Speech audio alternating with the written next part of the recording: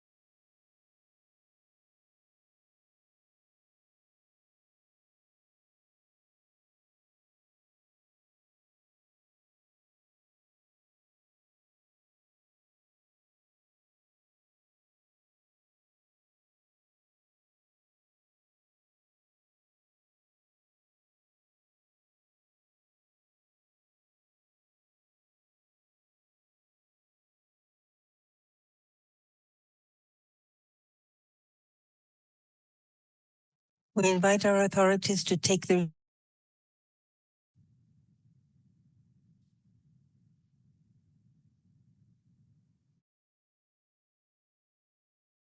seats, please.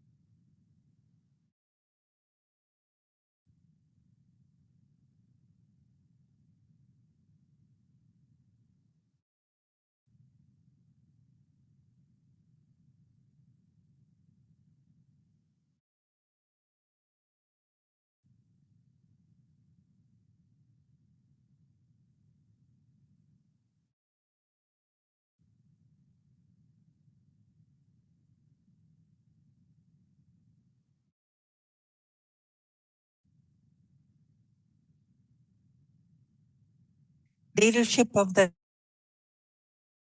ladies and gentlemen of the OAS, representatives of the organizations and members of the armed forces, speakers and distinguished audience that accompanies us today. Good morning.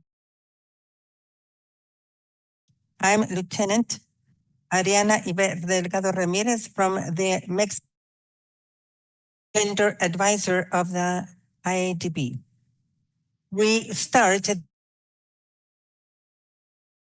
the new facilities of the OAS Street.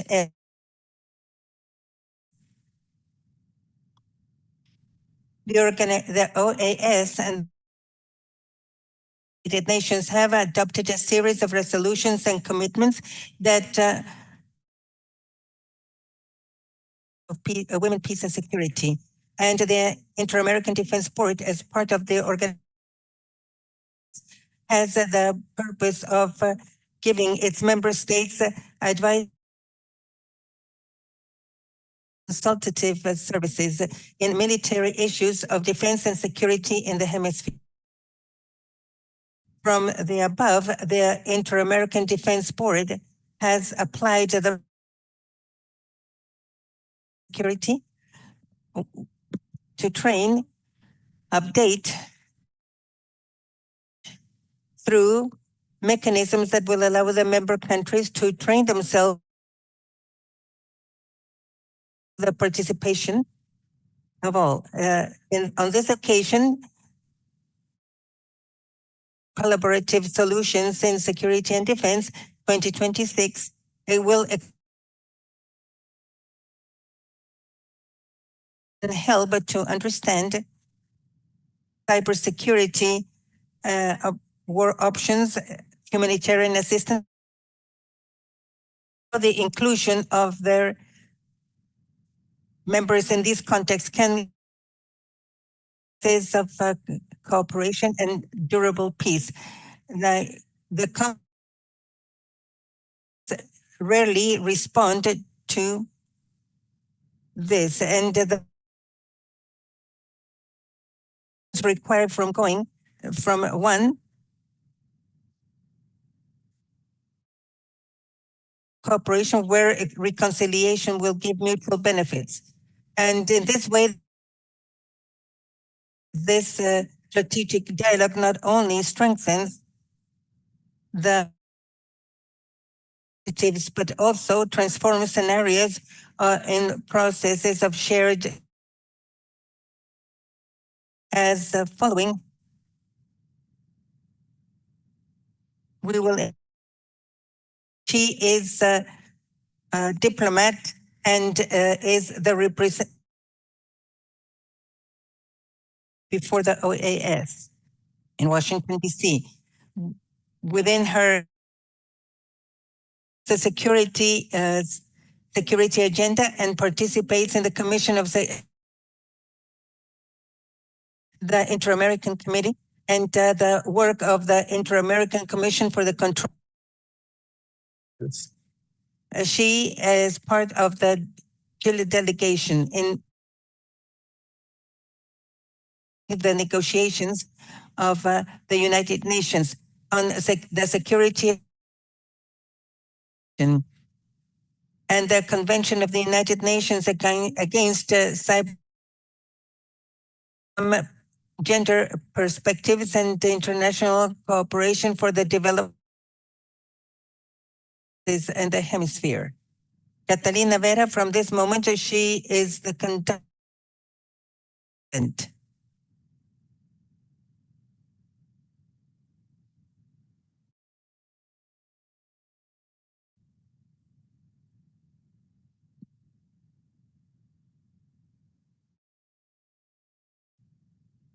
Good morning, members of the leadership of the Inter-American of the OAS, the staff of the plant and administrative staff and of the OAS, and public in general and the press. It is a pleasure reflection on relevant issues for security and defense of our region. The Collaborative Solutions in Security and Defense 2026 invites to analyze women will contribute to the current conflicts and negotiation and cooperation. Women, Peace and Security of the IADB. This initiative is linked with the mandates of the national security and the work of the Hemispheric Commission and the Women's Commission to strengthen the participation of women in decision making and more collaborative focuses system in favor of mutual confidence and lasting peace.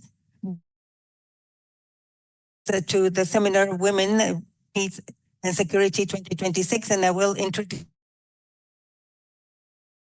Marcelo Garcia, Chair of the Council of Delegates of the IADB. Remarks.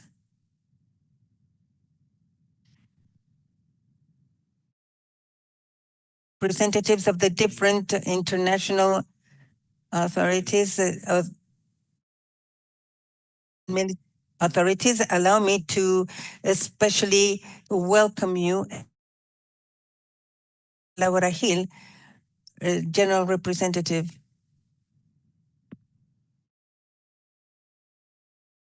The representative is okay, no problem.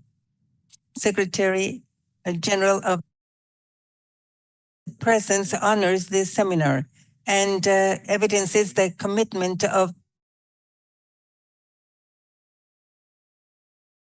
on women, peace, and security. Ambassador Mónica Rosa y Núñez, Permanent Representative of Ecuador to the OAS. To the Ambassador Luis Ernesto Vargas, Permanent Representative of Colombia.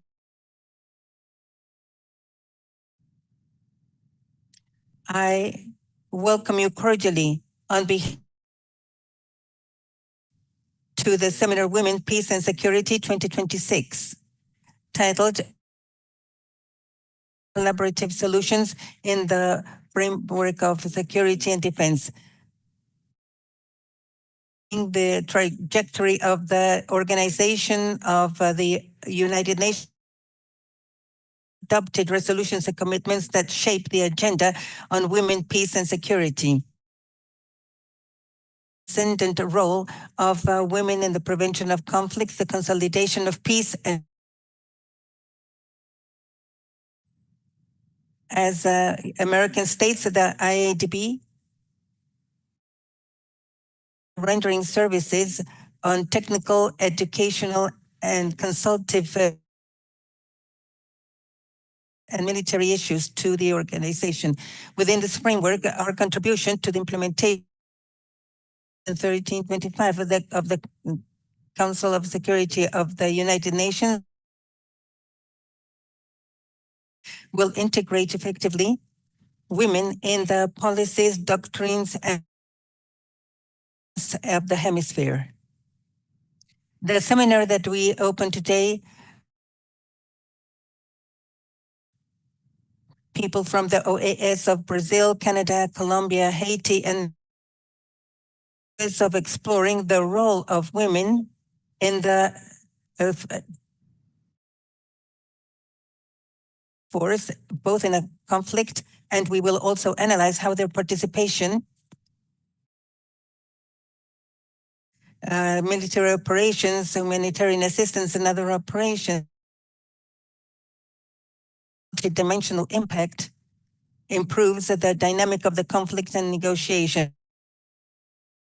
Of their perspectives can transform the scenarios of confrontation and the construction of lasting peace. In the facilities of the OA, affirm our commitment with the agenda of promoting strategies that will strengthen the integration of women in the joining of armed representatives not only respond with the legal framework, but also increase the operation legitimacy of the complex challenges. Let's say that the reflections and proposals that are will contribute to improve the policies of our states, consolidating hemispheric security, where peace will be lasting, understood as a strategic factor for the Americas. We thank you for your attendance and your commitment with this seminar. Welcome. Thank you very much.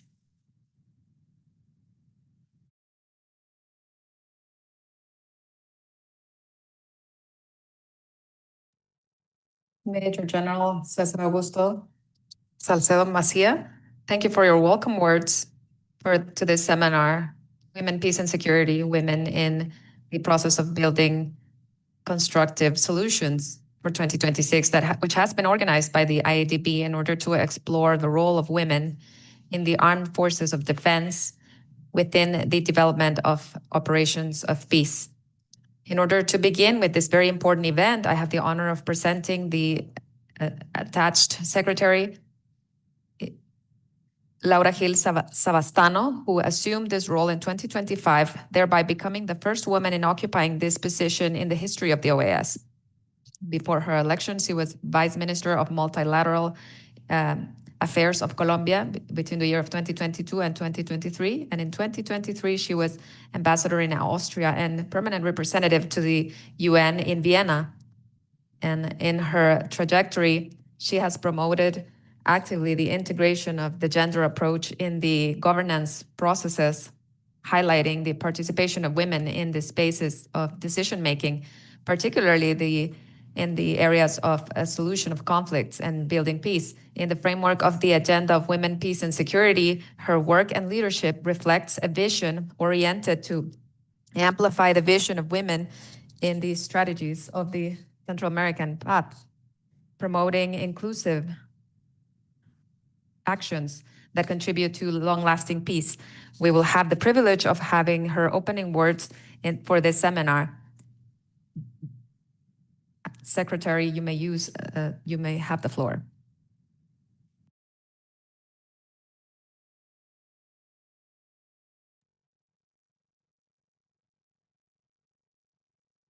Good morning, Ambassador Palencia, General Macedo, Eduardo Villegas, Rear Admiral Pablo Blanco, personnel of the IADB and of the IADC.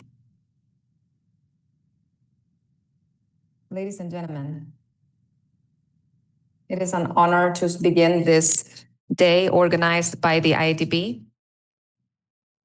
A bit more than 25 years ago, Resolution 1325 of the Council of Security marked a point of inflection because for the first time, the international community was acknowledging not just that women were victims of different crimes and conflicts, but they should become as main actors for mediation and reconstruction and consolidation of peace. And for me, this is a highly relevant topic, personally, and I will begin to share with you why. I remember that when we began the process of peace between the government of Colombia and FARC, I published in the journal El Tiempo a column called La Paz en Pantalones, the peace in pants. We had 6 men of the government sitting at one side and 6 men of the FARC seated in the other side, and in the middle there was a woman, the representative of the Chancellor of Norway.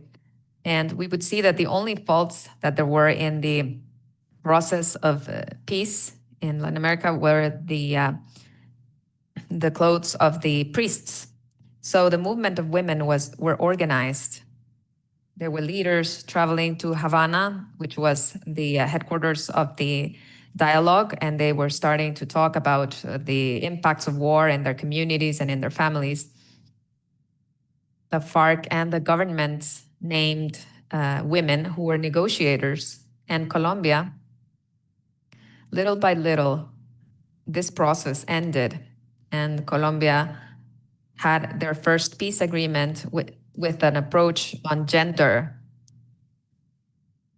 which was cross-cutting in all of the topics. And this was all possible thanks to the political impact of the Resolution 1325, which was useful as the articulator for women's demands. And this is a concrete example of how an instrument of international rights, soft law, had an impact to change lives when our people know about it and own it, and they turn it into a document. And this is a good example when we're asked, what do you do in a multilateral organism? This is a good example to present the way how we can have an impact. And at that time, Colombia hadn't built their first national action plan for 1325.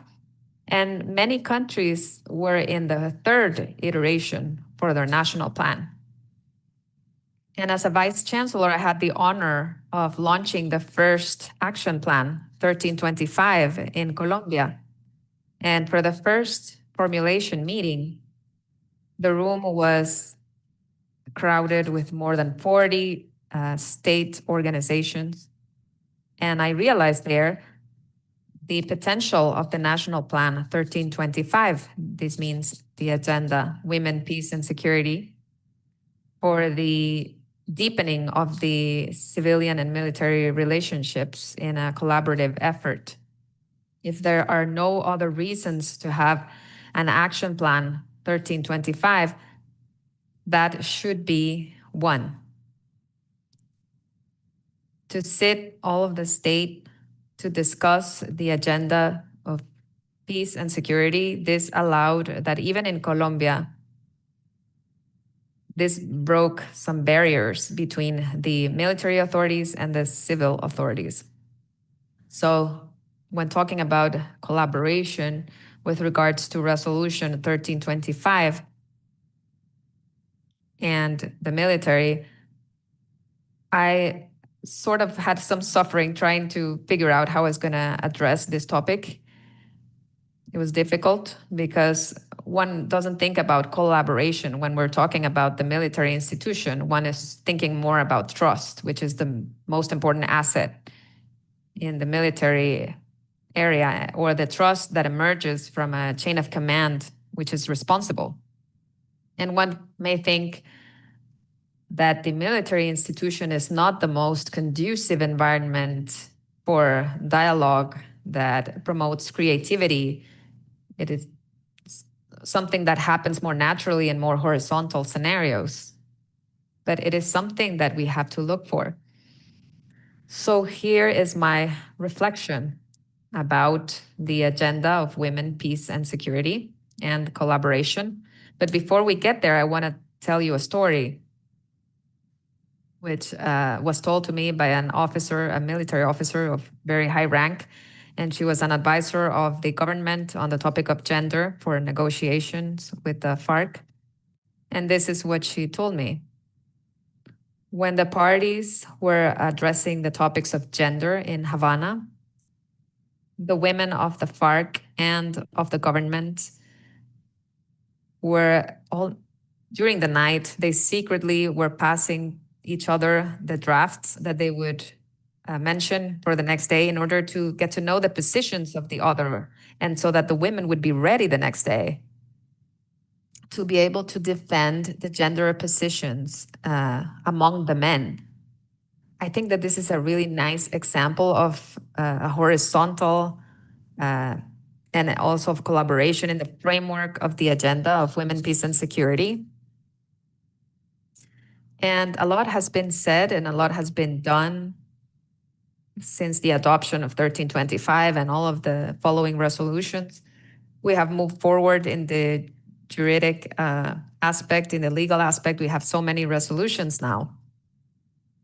We have so many legislations, national legislations, and a lot more awareness from the public. However,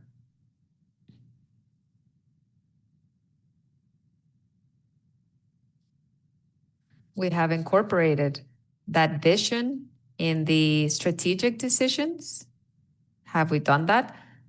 Or have we maintained the agenda of women, peace, and security at the margin of the institutions?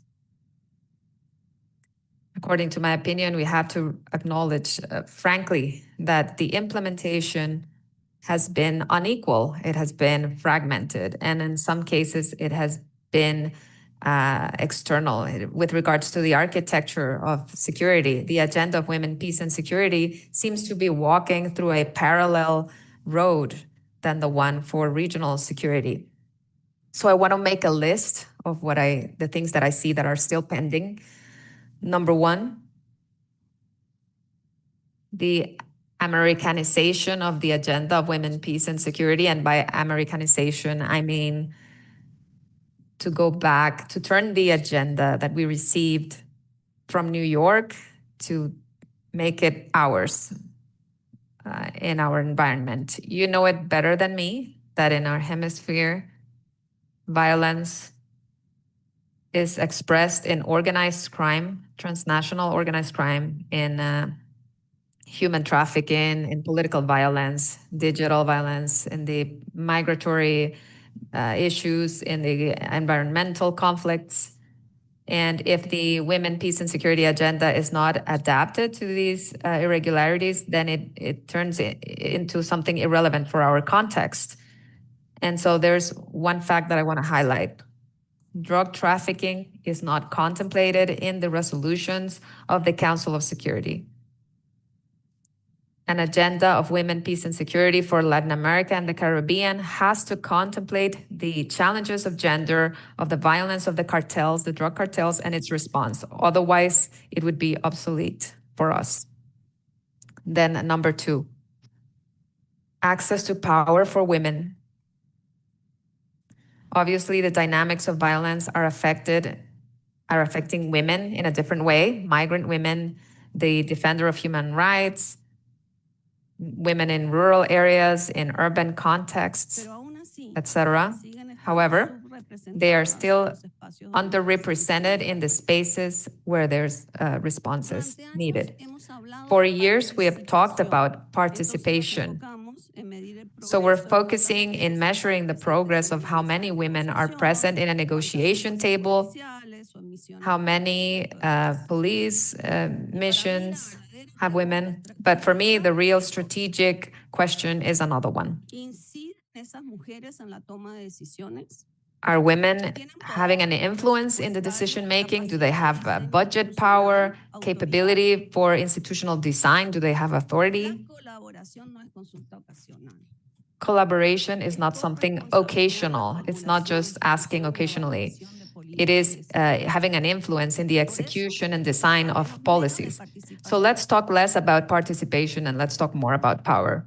It's not enough that there's just women in the room. They have to be where the budget is being decided, where the priorities are being decided, and where the mandates are negotiated. Number 3, the integration of women, of the agenda of women, peace, and security in the regional security agenda.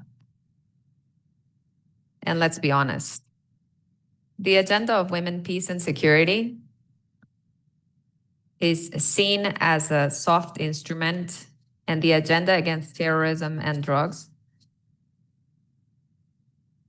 For me, to move forward in the agenda of women, peace, and security, there's an implication to integrate it cross-cuttingly in the policies, the national security policies, to guarantee that there's budget that is sensitive to the gender topic in security topics, also accountability that allows to assess differentiated impacts and to strengthen the professionalism and to promote women leadership in the security forces and justice sector at all levels.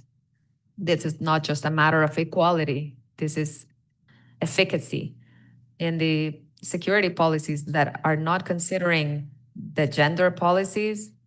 They will become less precise, less sustainable.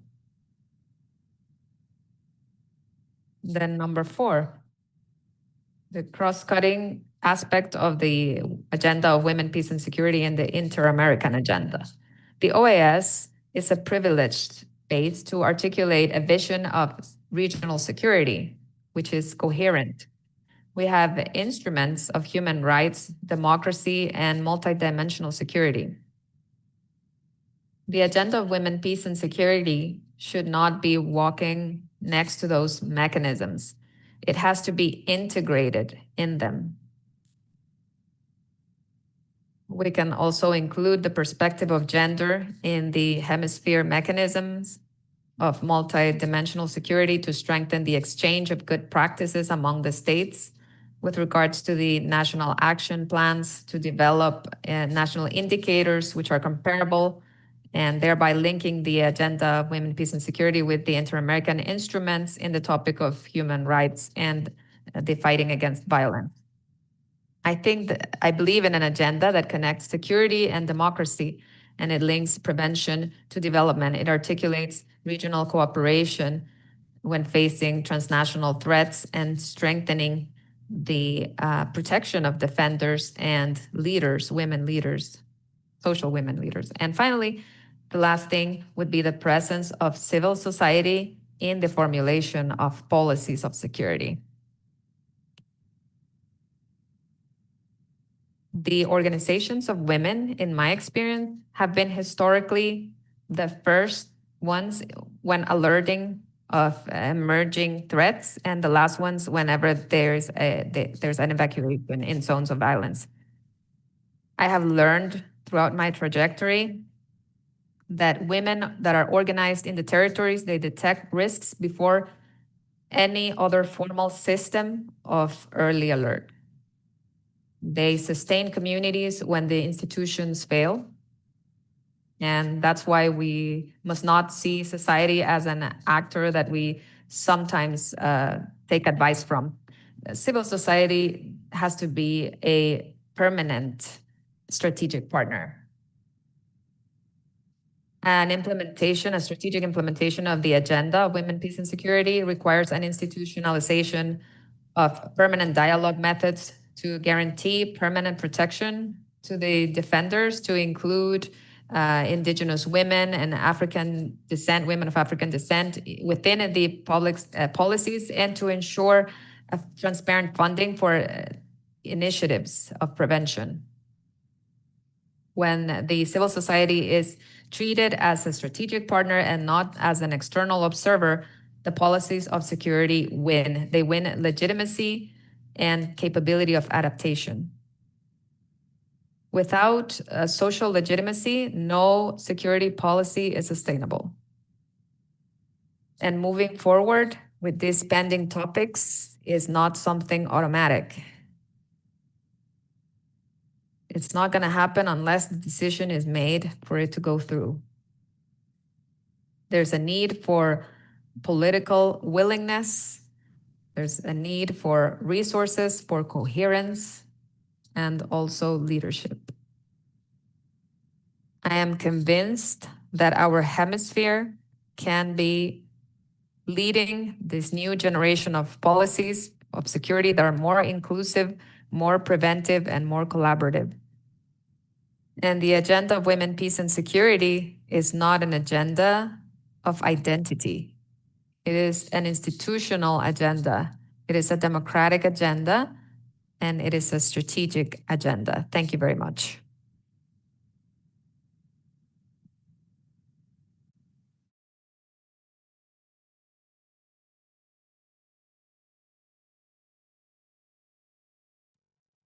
General Secretary of the OAS, the attached secretary.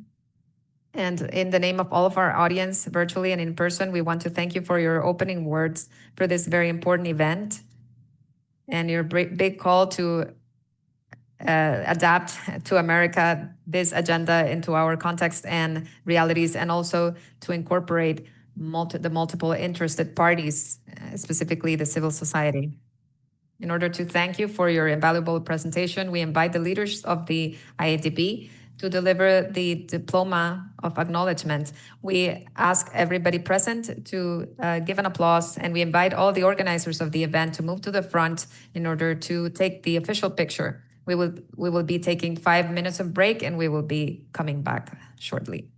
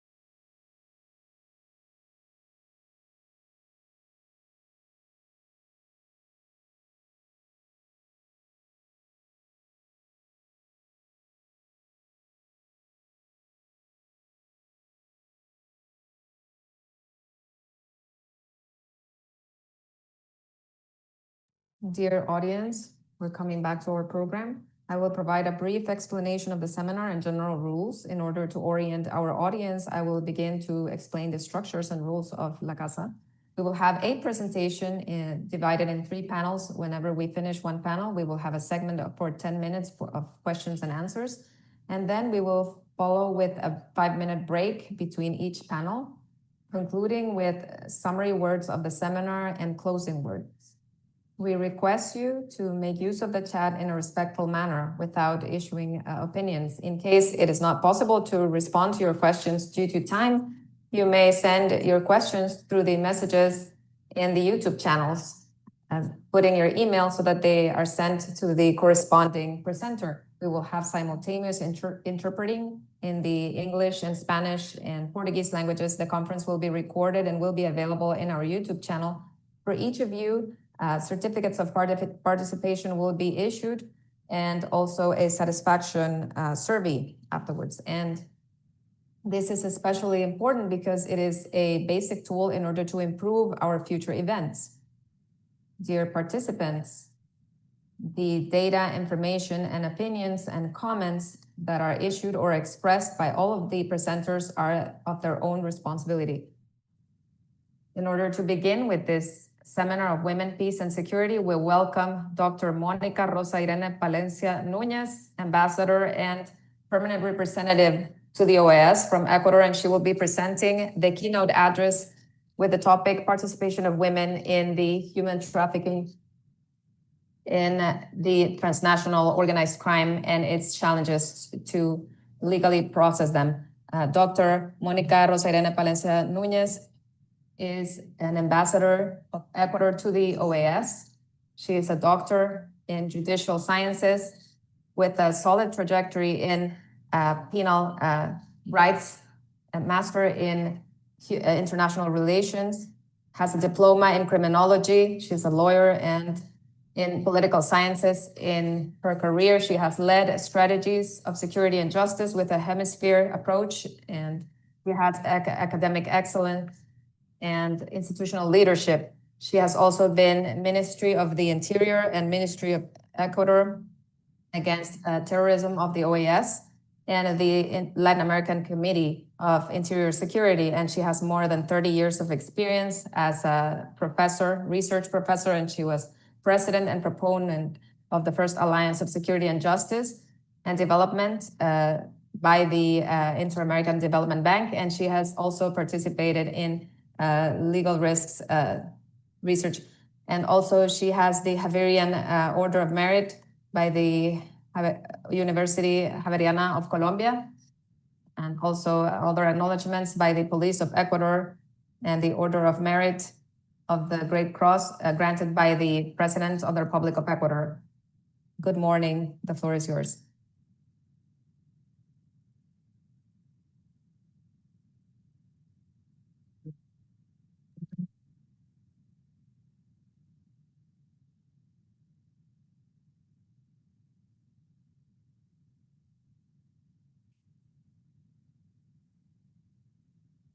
The participation of women in human trafficking as a transnational organized crime and the challenges for its judicialization. How to judicialize something that is not even recorded because it's not even recorded. Well, that is my topic. They were called with names that were not theirs. They changed their letter for a number. They doubled their wings with promises wrapped in golden paper, and it was a lie. They said trust, and trust was a broken bridge on a river without any shores. They took her out of her home, her land, her environment, like you tear a page of a book you don't want to read, but the story continued. It continued written on her skin.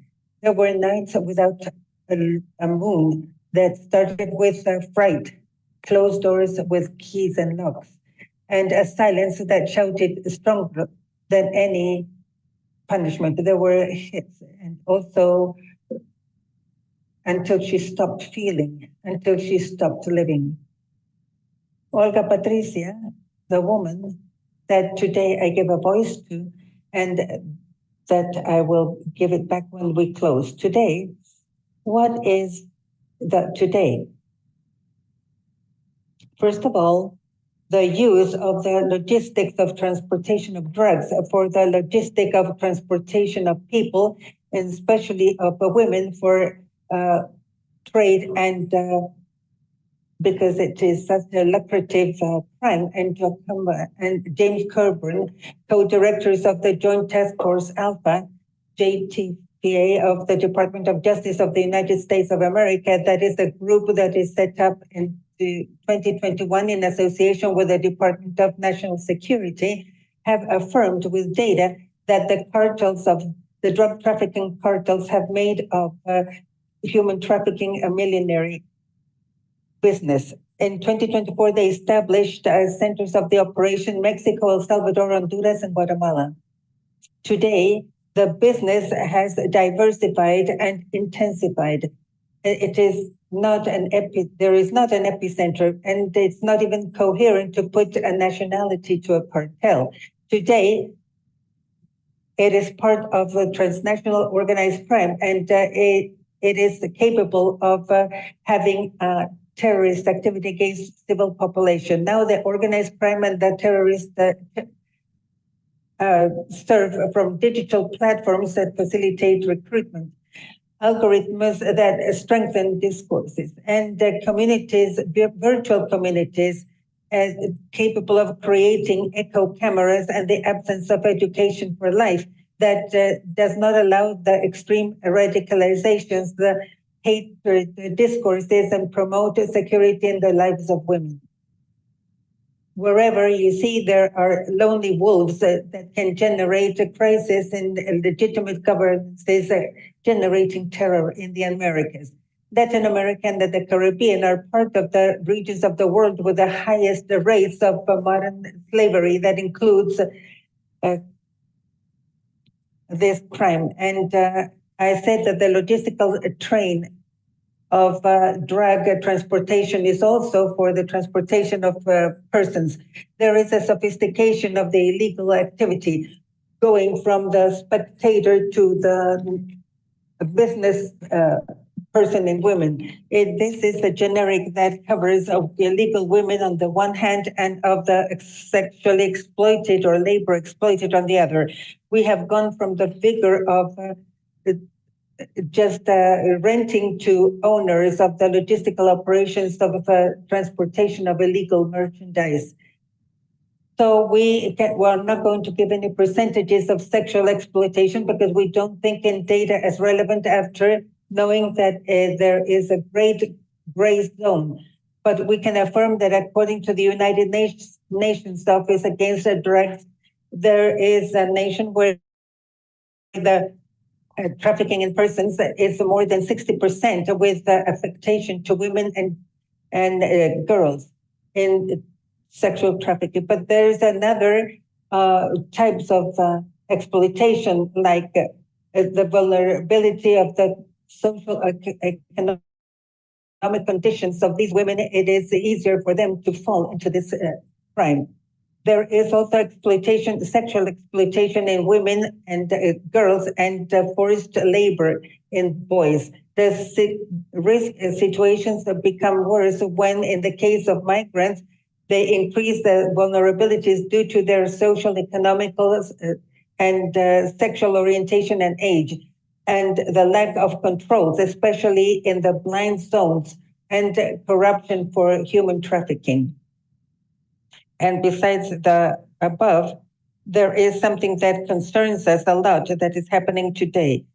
We ask ourselves, the existence of a convergence between the trafficking in persons as part of the organized crime and the terrorist activity. In the Americas, there are drug cartels that use these chains, logistical chains, and besides promote terrorist activities to guarantee their criminal governance. And it is in this case, organized crime acts with the terrorist tactics like extreme violence, the forced deployment, and exploitation under threats. So we have to be very prepared for the defense of the states. And the first defense goes through putting in strategic positions and women that think in women. The real figure is difficult to say. Many are not even denounced or recorded, which means that the official figures are only a fraction of reality. I would like to give a data with regards to Ecuador. Of the 100% of persons that were victim of trafficking in persons that were reported from 2017 to 2024, 84% were women among 12 and 29 years of age. Sexual tourism and child pornography are taking our women away. These data were known to me directly because I was presiding the Minister of the Interior of the Republic of Ecuador. And I reiterate that only from the denounces that are recorded, what happens? We ask ourselves, social control was through the persuasion because of the substitution of the biological family to the criminal family. But today we have a social control due terror. Criminologist Edward Sutherland developed the theory of the differentiated association that sustains that the criminal behavior is learned, like many things in life. And through the socialization with groups that already practice this style, the promotion of terror is also learned. And with this, we weaken the states and we put into risk the legitimate governance of these countries. And we ask ourselves, what can we do in face of these realities? The concept of persons contraband or trafficking is for illegals on the one hand and the sexually exploited and labor exploited on the other, as we have said. But what can we do in face of the situation? Well, interpret the situation. That is the first great step. But to interpret the situation means that we have to think about it in its complexity. And I highlight and stress and think about it not only with regards to women, but also to think it from the women themselves. How to interpret these data that do not differ in the scope of the Ecuadorian situation at the light of terrorism and transnational crime. If transnational crime is a threat to the hemispheric security, the same as terrorism, the convergence of these two is an exponentially greater threat. The greater business of drugs as far as income is not in the production, but in the trading. But also, and regardless, there is also a business in the logistical chain, the chain that serves for human trafficking. If we lower the drug flow, we intensify the exportation and the exploitation of human beings, and mainly with the exportation and exploitation of women. In the history of the Americas, the women have been victims of forced recruitment, sexual violence, deployment, kidnapping, and the Office of the United Nations against drug and crime, it tells us that, and also the International Commission of Human Rights. So we have to be clear of the impact of the sexual violence based on gender in a conflict context, and also of the differentiated impact of terrorism and the extremism in women. In the cases of sexual violence as a war weapon are minimum, we can add that it is also necessary to visibilize the work of women and security in the states. And that's why I was asking that I want to see more women as representatives of the states to the Inter-American Defense Board. The men are doing a great job, but I think that 5 women is not enough in this beautiful conglomerate. And also the women of the region for their knowledge and contributions to hemispheric security, like Claudia Lopez and Mrs. Rosenberg, and Rita Katz, terrorism and analysis of propaganda, Juliette Cayenne, national security and crisis, and other Juliette Cayen has focused her work on vulnerable populations, including women, and Elmarie Stutuler studying how women in diplomacy can contribute to this global security, promoting that women can have greater presence in the peace negotiations. Melissa Hartway, Security of Women Online, and Fiona Heath on the security situations of vulnerable women. And because women looking at women, but from the thought of the female thought, and not only feminists have a lot to contribute. The questions of women on women are capable of showing the complexity and the completeness of the case. As a conclusion, first, the trafficking of persons is hybrid because it combines criminal dimensions, economic, social, and security, affecting different levels of the state and society, and the intersection of organized crime with a social essence of women as the nucleus of maternity, affecting them in their vulnerability, has the capacity of generating political instability in the construction of the state. It's a civil society. The effect is exponential since it is crosses all the borders and all the global markets. But what is the response to the challenge that we face? I don't have it. I say that we are thinking, and a lot in concrete, we're thinking and working in offering a response as a statement to discuss from the Republic of Ecuador that goes hand in hand with the hemispheric and a response to transnational crime, and with the convergence between terrorism and the international crime that characterize this criminal innovation. We're thinking about the complexity of women, peace, and security. It is the spaces that allow us to think and to propose situations that are collective. This is why I thank very especially the IADB for this initiative and this invitation. I thank the presence of the ambassadors as well. And I thank for the attendance and presence of the chair of the permanent presence of the OAS, Dr. Vargas. And I'm motivated to see the commitment to create solutions that give another end to many of the Olga Patricias in the region. I want to close returning her voice. Today, a voice of hope. And I cite her in this allegory.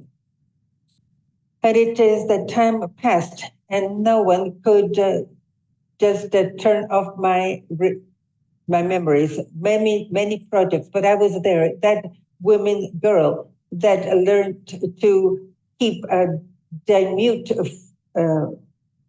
fire did not obey orders. The scars of what I went through with my trafficking will stay, and it depends that many women like me do not leave their home, and when they leave, they can come back without any scars on their bodies and no scars in their souls. Thank you very much.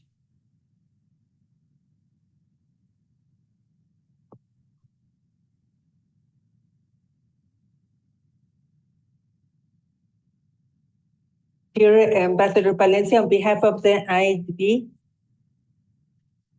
receive our sincere thanks for sharing your valuable knowledge and experience, contributing significantly to the enriching of this the space for reflection and dialogue. Thank you very much for reviving the testimony of Olga Patricia, relevating the importance of always preserving the human rights and humanitarian focus. Her testimony, as of many women and girls, are present in your speech, as well as the convergence of the trafficking in persons, terrorism, and drug trafficking. So it is good to have women in leadership positions that can talk about women to women. Dear public, right now we're going to take a 5-minute break, at the end of which we will continue with the presentations. We'll see you back in a few minutes.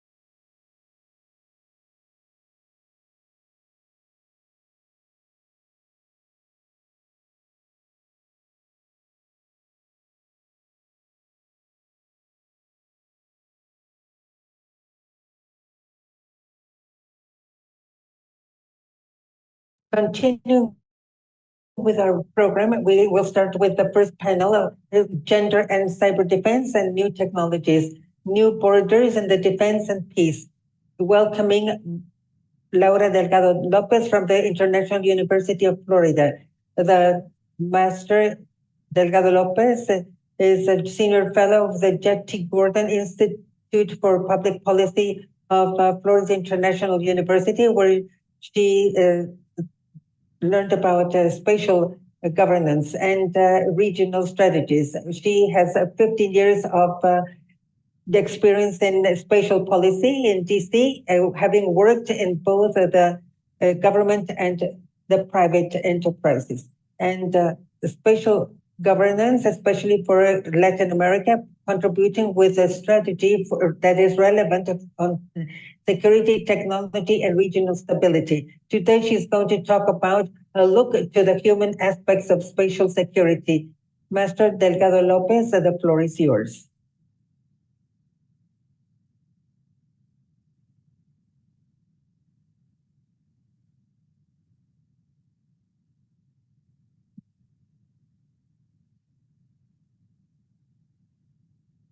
Thank you very much to the IADB for this invitation. It is a pleasure and an honor to be here with you representing the International University of Florida.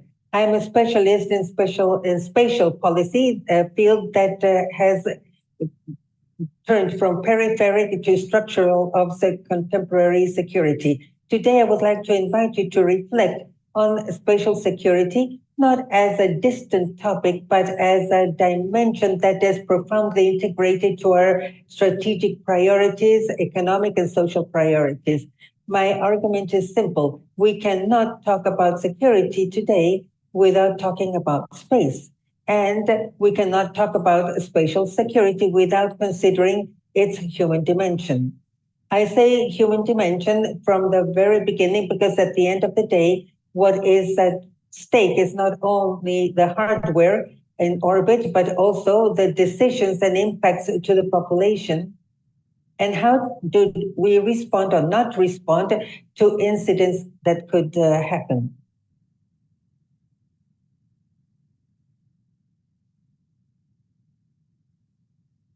To reflect about the spatial security is to reflect about the important things in our life. A spatial activity is not something that it matters over there, but has a value here on Earth. It is the invisible layer that have basic functions of the state and the global market. The satellites, communication satellites, and the remote satellites and positioning satellites are very important.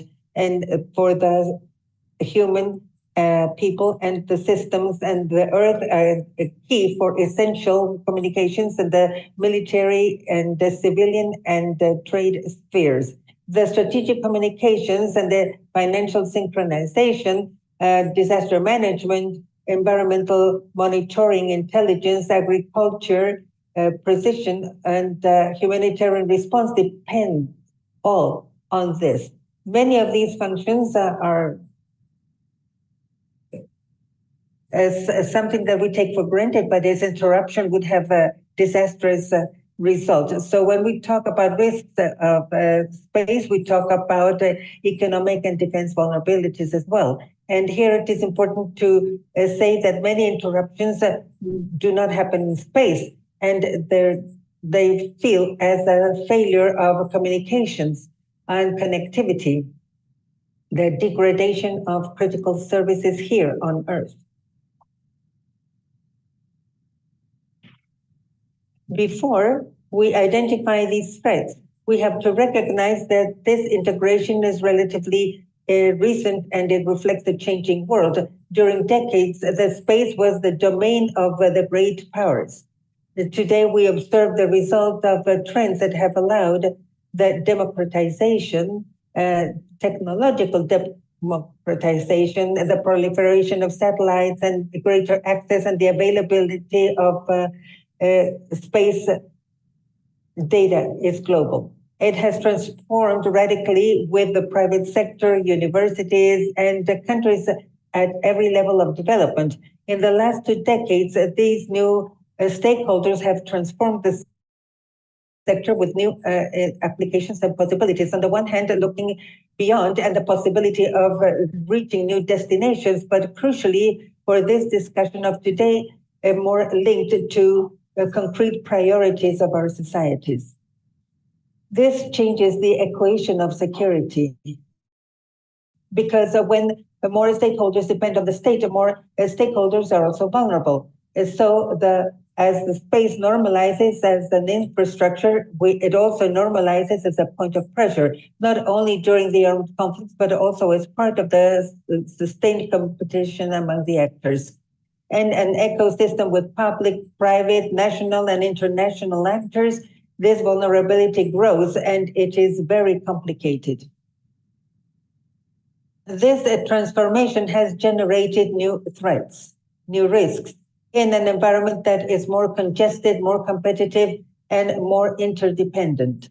The threats are complex, include spatial weapons, but also the space trash from the proliferation of these activities, and also cyber attacks and operations in the gray zone of the conflict that provoke interruptions of the essential services.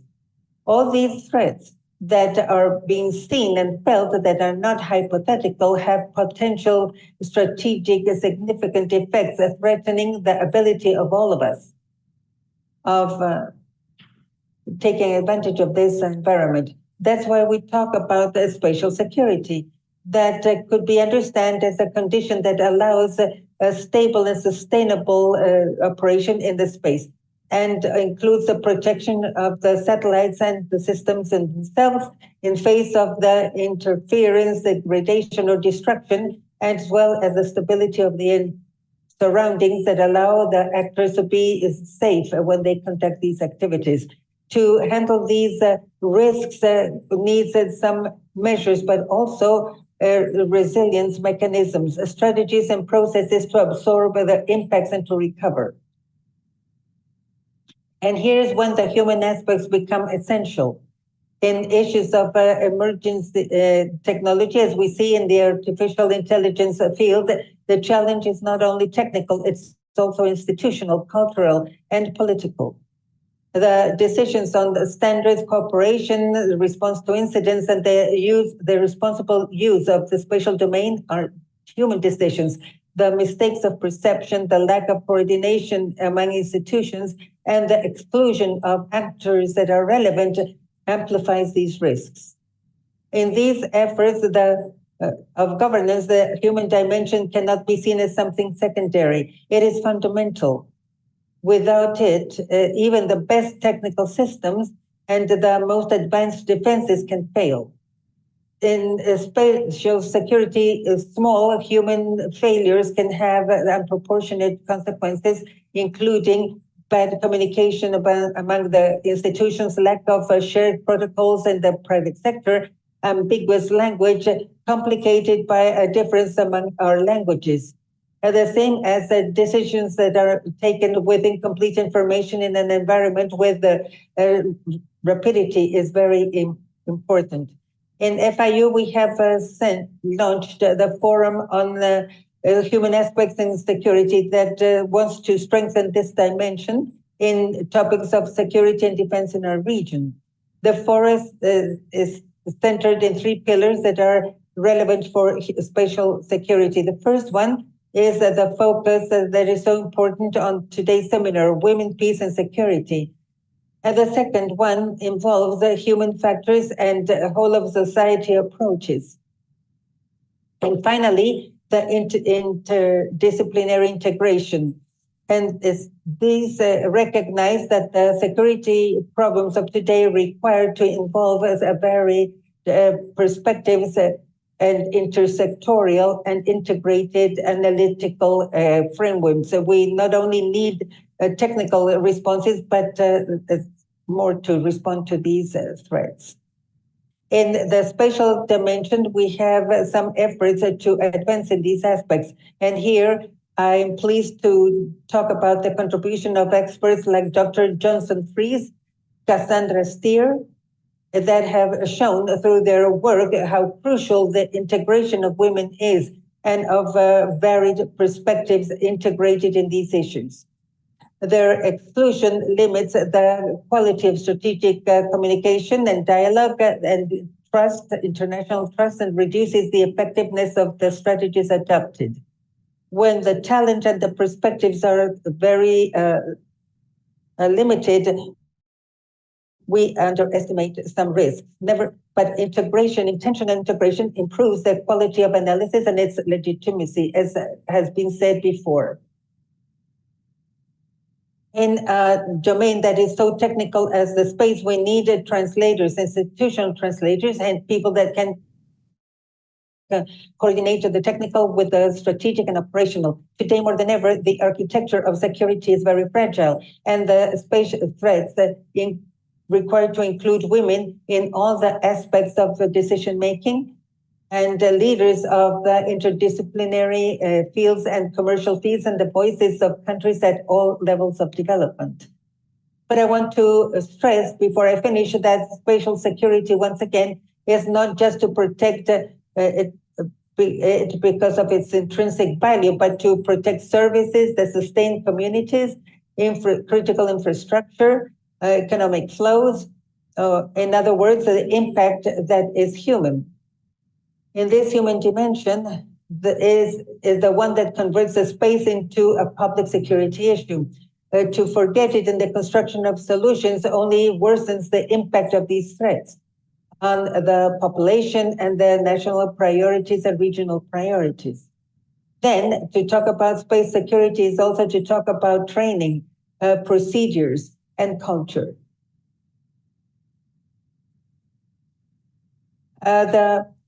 It occurs in an international environment, but it needs some solid region cooperation. Our hemisphere participates very actively in the construction of international spatial governance.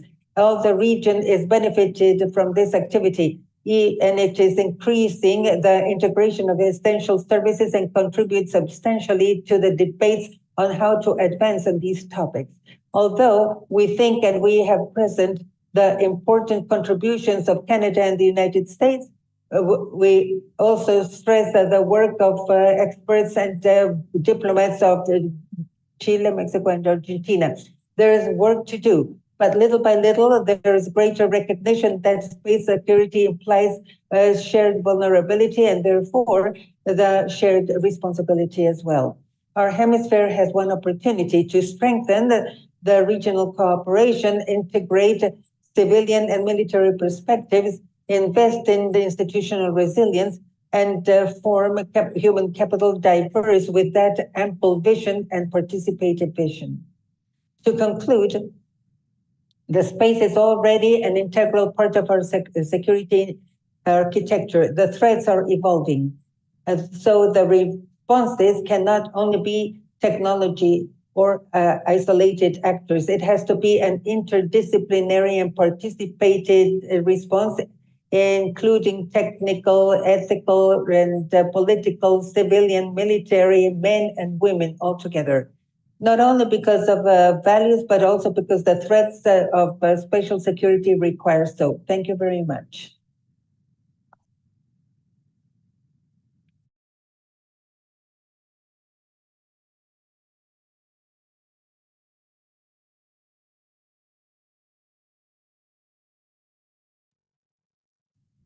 Laura Delgado Lopez, in the name of the IADB, we want to express our sincere thanks for the time dedicated to share with us your knowledge, experiences, and reflections from the premise that there is an indivisibility of this space and our way of life as part of the architecture of the means of communication, the modern means of communication, and their implications on a day-to-day basis. Your participation has enriched the dialogue by incorporating the human dimension, the importance of governance and international cooperation, which are essential to get to know the current matters and thereby providing a strategic vision for the hemisphere. With great satisfaction, we will welcome now our next panelist and representative from Canada, Captain Christopher Rochon. He is currently a special advisor of the Chief of the General Staff of Canada. And he started in the Army of Canada in 1996, and he graduated from the Royal Military College of Canada in systems engineering, and he has had multiple operational and command roles in the Fleet of the Pacific, and also including the command of many boats. And also he has used different roles. He has been in different roles and advanced studies in the IADC in 2024. He has an MBA, a master's in defense, and a master's in defense and hemisphere security. Our second representative from Canada is Ms. Hannah Rosen. He is the main analyst of the Chief Professional Conduct and Culture of the Department of National Defense of Canada, and she is working in the intersection between identity, gender, military culture, and she is working in the trauma and the relationship between that and also the Women, Peace, and Security agenda. And she was also deployed during the summit in Canada and in planning and operational security with the NATO and the National Plan of Canada on Women, Peace, and Security. She's one of the few advisors certified by NATO in functions within the defense system in Canada. They are both presenting the topic link between the agenda of women, peace, and security and cybersecurity and violence. Ms. Hannah Rosen, good morning. You have the floor.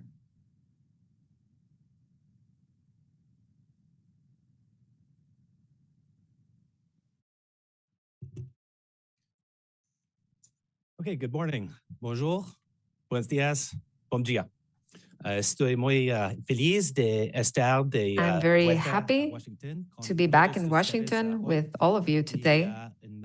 Bienvenido especial a todos. And a special welcome to all of my colleagues, students from the IADC. And now I'm going to switch to English for the interpreters. It's really a pleasure to be here today, and thank you to our first panelist here for speaking on that.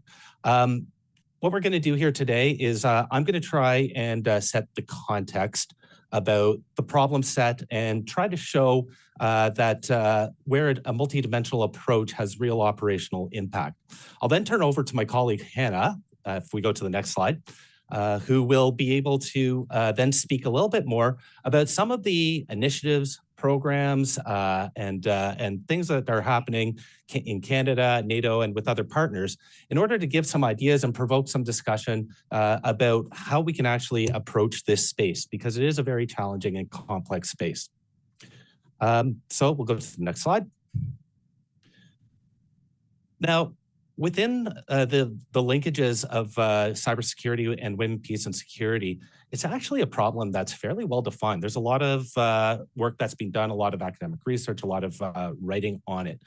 But the solutions have largely followed a state security approach.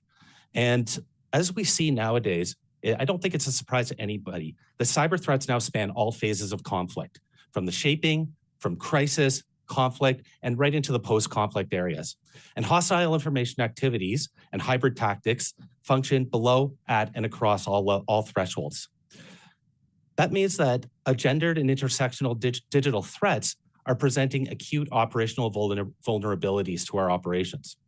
This includes adversaries targeting women, community leaders, journalists, uniformed personnel, and their goals are to degrade cohesion, suppress intelligence flows, and create insider leverage. These effects are then amplified as we develop greater tools within the cyber domain, and they get amplified by the speed, scale, persistence, and the anonymity that the cyber domain presents. And adversaries weaponize gendered biases, stereotypes, and social norms that create vulnerabilities and ultimately demoralize forces, including those of our allies, silence dissent, polarize communities, and inflict harm in order to achieve strategic objectives. So understanding these dynamics, on the other hand, can help us improve core strategic outcomes. And this can include in lethality by providing greater targeting fidelity, faster kill chain decisions, disruption of adversary information operations.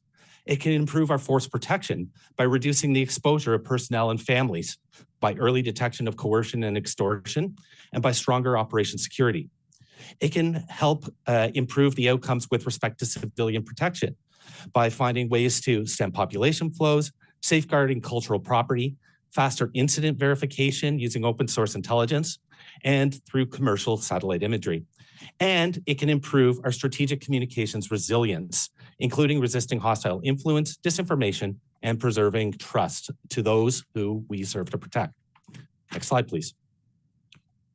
And we need to understand that cyber is not employed solely in operation, in isolation, but instead it is a coordinated hybrid approach. And this hybrid approach leverages many coordinated non-military tools, such as disinformation, intimidation, identity-based narratives, all, as I said, to degrade readiness, will, and allied cohesion. And in particular, social platforms have accelerated the reach and persistence of these areas.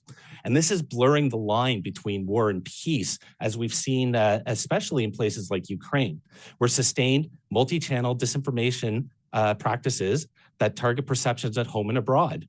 In particular, we saw that shifting to social platforms in 2022, and with the goal to erode support for Kyiv and to seed doubt in allied publics.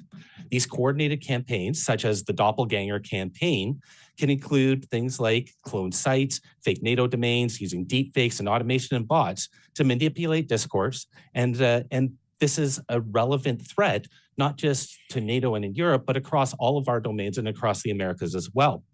As an example, Canadian forces in NATO's enhanced forward presence in Europe have been targeted with gender-based information campaigns designed to portray them as morally corrupt and untrustworthy. These tactics, techniques, and procedures blur the thresholds and exploit open platforms. Next slide, please. And the other part that needs to be understood here is that linkages that cyber brings between the human and cognitive domains. The human domain, it can attack the social systems, identities, and institutions. Basically, how effects can transmit across populations.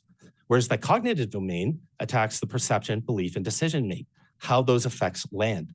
What cyber does is it links these two areas at a speed and a scale that we haven't seen in previous levels of warfare.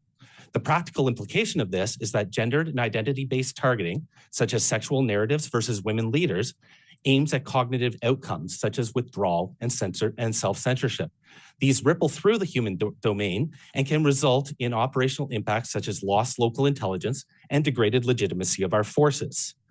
It's our job then to anchor that human versus cognitive relationship in ways that NATO has been looking at in terms of everything from its threat lexicon to making it operational, to taking things that we've normally looked at in areas such as online harassment and understanding that these are actually deliberate behavioral shaping campaigns with population level effects.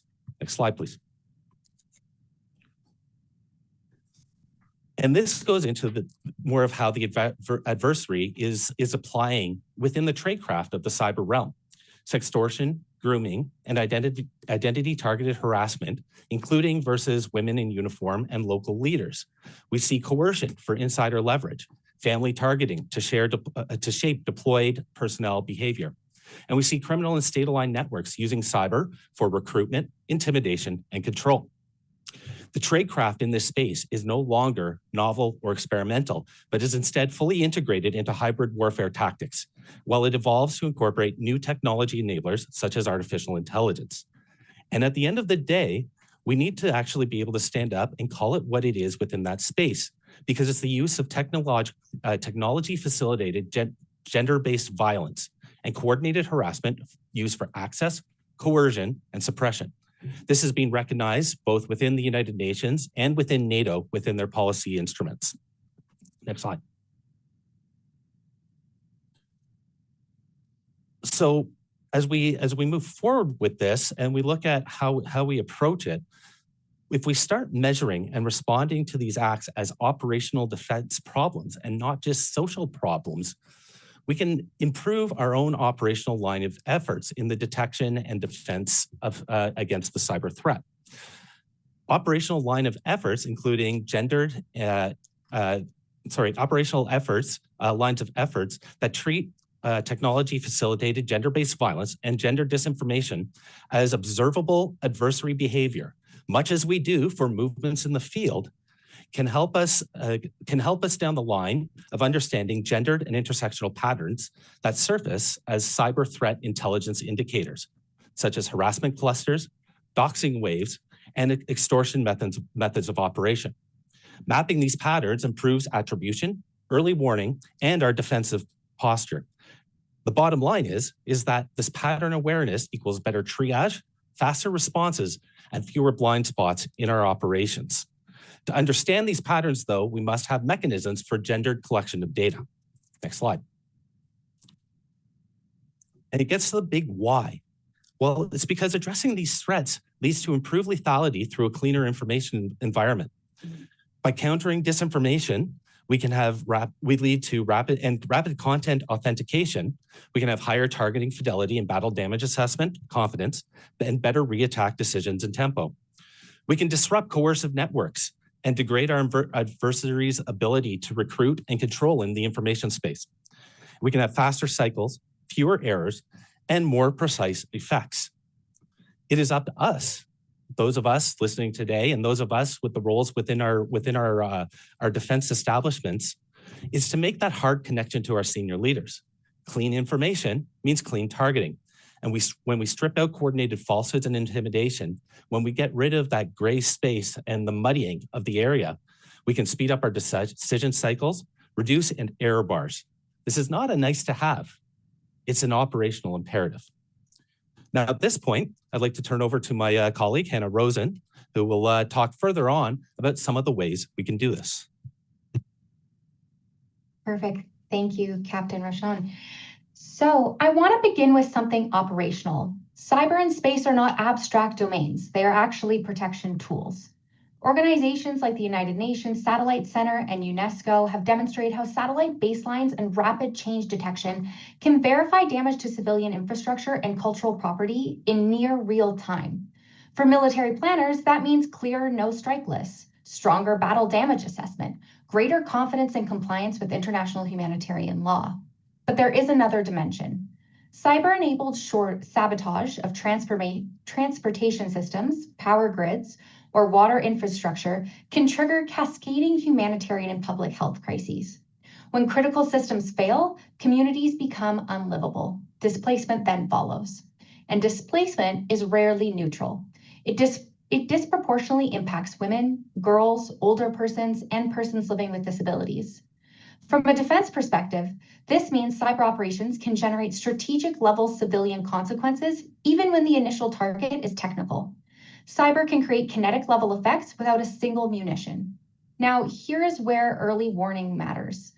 When we use satellite imagery and OSINT, or open source intelligence, to monitor infrastructure damage and population flows, we can also detect online recruitment pipelines, including child soldier recruitment through encrypted platforms, and coordinated disinformation campaigns designed to normalize violence or destabilize communities. If we see those patterns early, we disrupt escalation before it hardens into kinetic conflict. Early detection is operational advantage. And finally, cyber and space also enable accountability. When we fuse open source intelligence with commercial satellite imagery, incidents can be verified quickly, even in denied environments. Accountability strengthens deterrence, and deterrence reinforces legitimacy.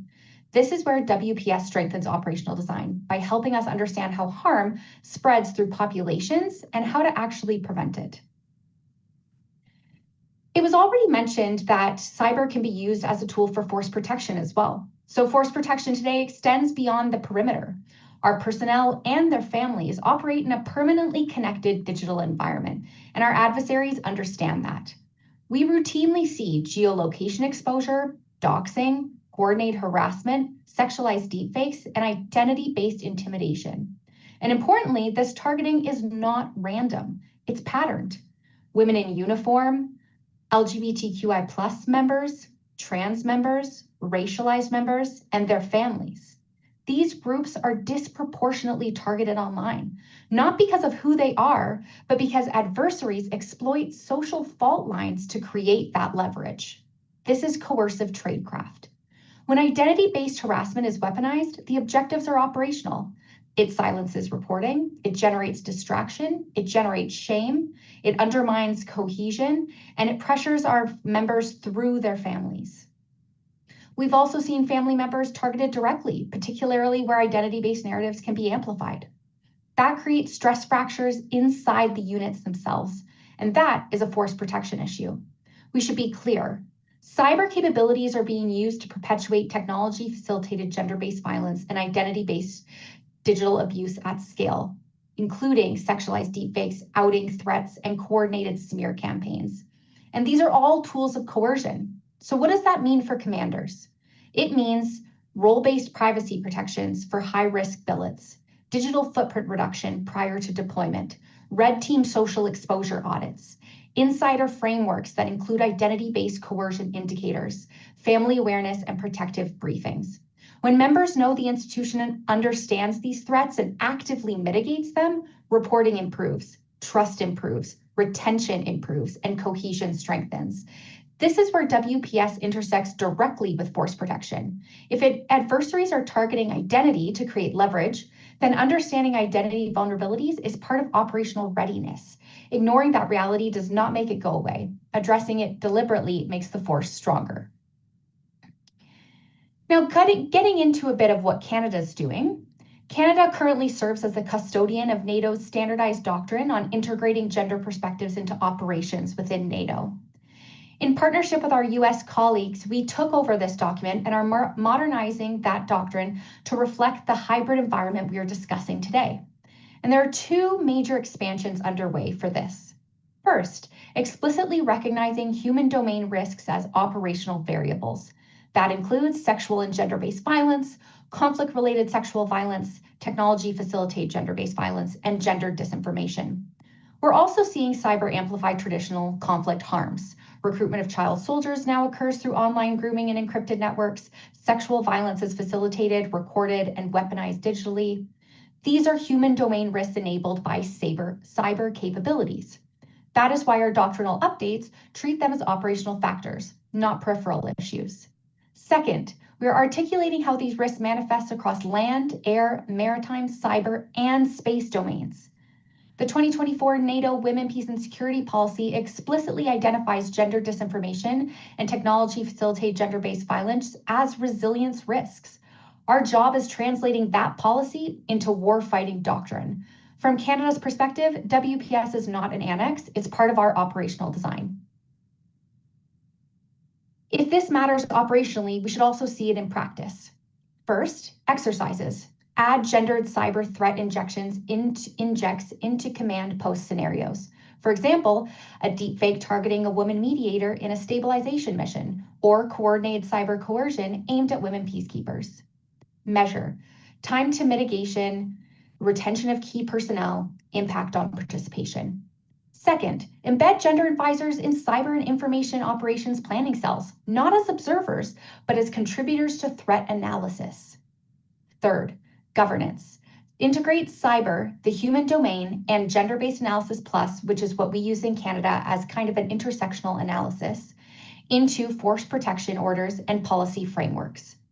Fourth, survivor-centered reporting pathways for digital harassment or extortion affecting personnel. And finally, partnerships. Cyber commands, space capabilities, law enforcement, civil society, and technology platforms must coordinate.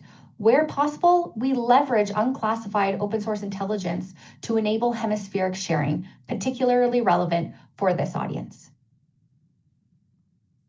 Looking ahead, capability development must evolve. In Canada, we are treating women, peace, and security not as a policy overlay, but as a capability in and of itself. We're currently developing formal capability papers to frame WPS as an operational tool. Why? Because when applied deliberately, it increases effectiveness, it sharpens intelligence, it improves decision-making speed, it reduces blind spots, and when required, it increases lethality through better targeting fidelity. This is not rhetorical. It's about understanding how adversaries exploit identity, how harm moves through populations, and how digital systems amplify those effects. We're expanding our cyber threat intelligence schemes to include gendered and intersectional indicators. because adversaries use harassment surges, doxing waves, sexualized deepfakes, bot-amplified smear campaigns, all to create leverage and suppress participation in civil society and in our forces. If those signals are not coded into our cyber threat intelligence frameworks, we miss early warning patterns. Cyber is not only a threat vector, it's also an accountability and protection tool. We've seen powerful open source verification methods from organizations like Bellingcat and BBC Africa Eye that demonstrate how digital analysis can establish time, location, and context, even in denied environments. That is operationally useful. Artificial intelligence also offers opportunity. AI-enabled pattern analysis can help detect recruitment pipelines, harassment surges, coordinated bot amplification, and early indicators of displacement. In other words, AI can strengthen risk and threat analysis within the human domain if we deliberately train it to recognize those signals.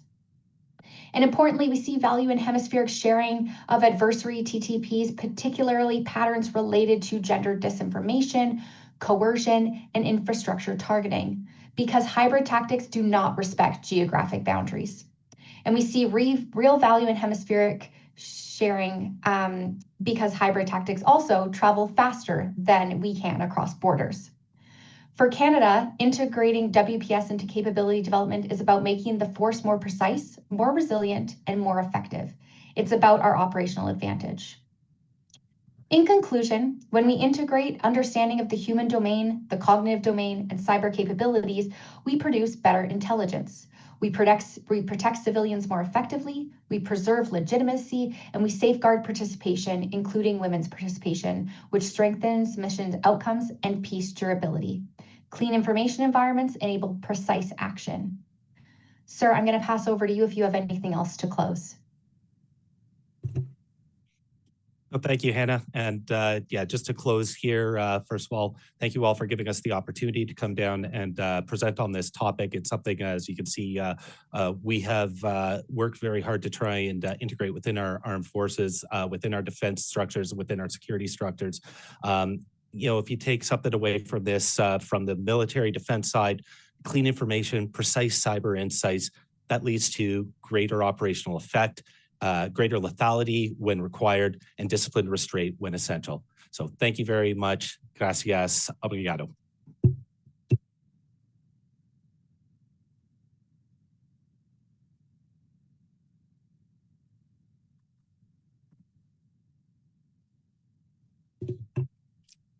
Capitán de Navío Christopher Rochon, señorita Hannah Captain Rosen. Christopher Rochon, Ms. Hannah Rosen, in the name of the IADB, I would like to express our most sincere thanks for dedicating part of your valuable time in sharing your knowledge and reflections about the link between the agenda, women, peace, and security, and cybersecurity. Your presentation allowed us to see how the digital environments require a strategic approach that integrates the perspective on gender, not just to address risks and vulnerabilities, but also to strengthen institutional resilience and the effectiveness in the adaptive responses in the topic of security and defense when considering new use of modalities, new modalities and defense in a malicious way. So next, we will open up the space for a segment of questions and answers for our expert panelists. We invite everybody in the room and whoever is joining us virtually to share your questions if you wish to do so. But to begin, I would like to ask a question to both panelists, given that both presentations were talking about the malicious use of technologies and new vulnerabilities, thereby expanding modalities of vulnerabilities for the population, especially to women and girls. In accordance with your expertise and your fields of study, what would be the best course of action or any course of action to develop governance frameworks that are adequate for issues that have no consideration of the borders, even in the case of satellite technology, which are outside of our stratosphere, in the topics that are ever more relevant, associated to national interests? I think that in that case, it is important first to acknowledge the contributions that the countries make and to open up a forum where we can share experiences and lessons learned. I think that we're no longer just talking about starting from scratch, but to bring into the table those experiences so that we can see where those shared faults are, shared flaws or shared gaps, and to see the experiences of the countries. We don't have to look too far away. We have to see how Chile and Costa Rica have worked on this topic so that we can share about this, and to see how Canada has done it in their own way also. And this, we have to acknowledge that this is a strategic topic and that it will always be a national topic, a topic on sovereignty. And these are shared threats. So we have to balance these aspects. And I think that in that way, that's how we can achieve what the General Secretary talked about, the Assistant Secretary, for the Americanization of these topics. Thank you. Actually, very much agree. The sharing space is absolutely where a place of focus needs to be. And I think that a lot of the governance that is there, there's a lot that already exists, but it's not necessarily well known, well understood, or in the context of looking at the problem from state security approaches, isn't that well accepted in a lot of cases. So there's a lot of work that needs to be done in the sharing space, leveraging the forums that exist, like the IADB, but there's a number of other ones as well. But at the same time, it's also needs to be looked at beyond just the defense and security organization, but it's also a policy. It's also an economic discussion. It's also a foreign affairs discussion that needs to be had to build that better understanding. And as much as it's about reaching out and sharing what you've done and what you've learned, it's also about being willing to ask the right questions and ask the right people and be able to link into what already exists to be able to develop the right policies, the right frameworks, and the right governance for your own situation. I'll turn it over to Hannah if you've got anything further to add on that one. Thank you, sir. I was just going to add that I think there is an element here to really thinking creatively and outside the box, while at the same time looking at what we've done with other problems that transcend borders, for example, environmental security, and understanding how can we translate that to the military and security environment. What has worked in the past with our partnerships, with our policy, with civil society that maybe we haven't given credit to before. I think with the change of modern conflict and how we're seeing conflict actually employed today, we're also seeing a change in how the people react to this conflict. And the people that often find the solutions before we do are those that are living through it. And so I think we are kind of missing sometimes that piece of actually being on the ground and talking to those who these problems are impacting and what are their ideas and how are they keeping themselves safe in the interim. And then we can lend and credit some of our ideas and innovations to them moving forward.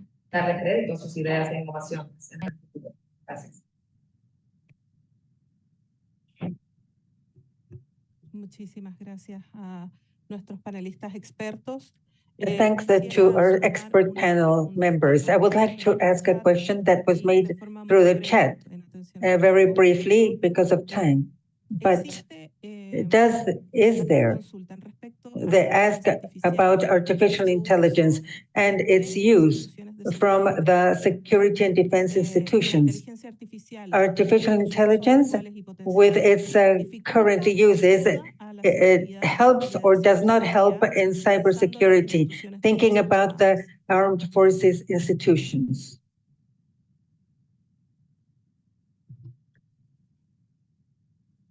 So I guess I'll start on that one. And I would say that the answer is yes, no, and we don't know. To be absolutely honest. artificial intelligence is taking what is already a supercharged area in the development in the cyberspace and is supercharging it by a factor of 10, 20, 50, 100 and moving forward. And it can be used both as a tool as a threat, but it can also be used as a protection tool.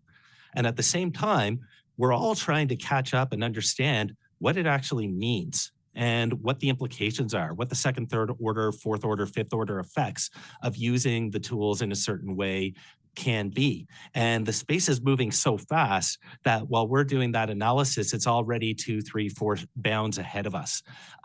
So a lot of the policy to be able to handle that is not keeping up with the speed of change.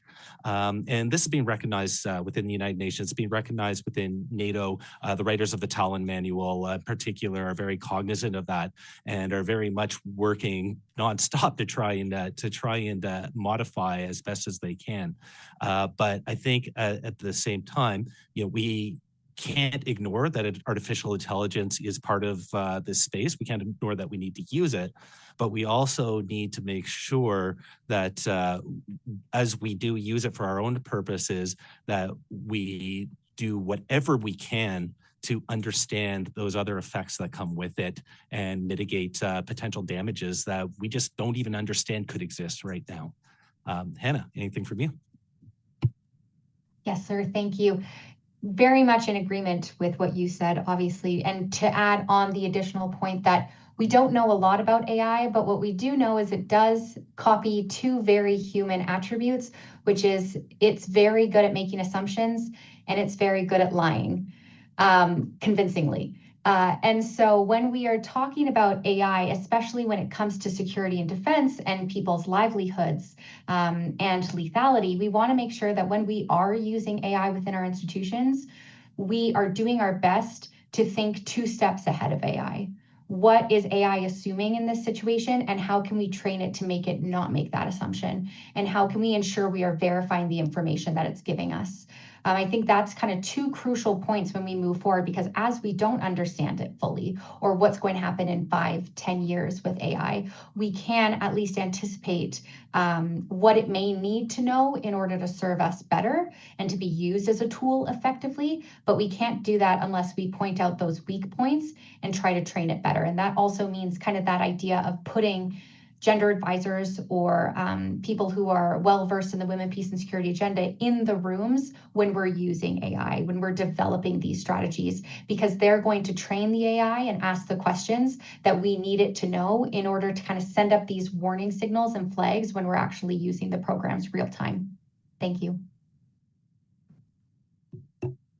Muchísimas gracias. Agradecemos a nuestros 3. Thank you very much. We thank our experts, Laura Delgado Lopez, señorita Hannah Rosen, Captain Richards, and Hannah Rosen for your presentations, as well as for answering the questions that our audience asked. Dear public, right now we're going to take a 5-minute break once again, and at the end we will continue with the presentations of our schedule. See you back in a few minutes.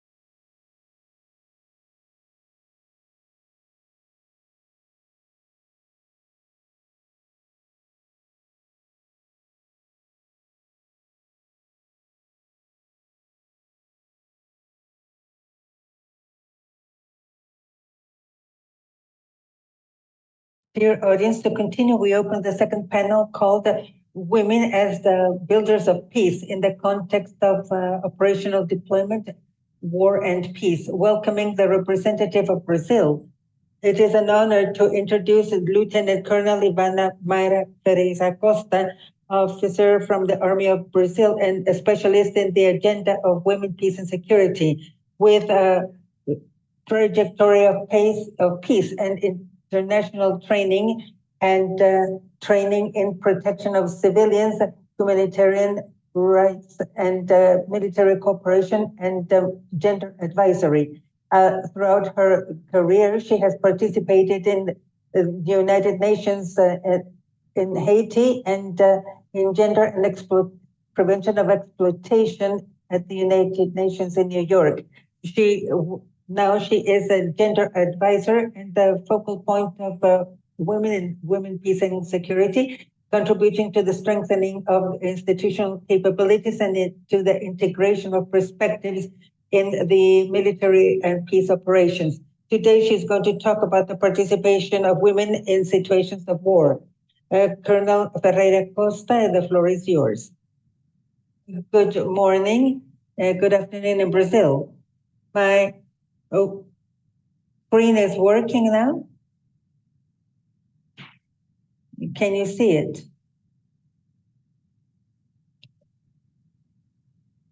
Not yet.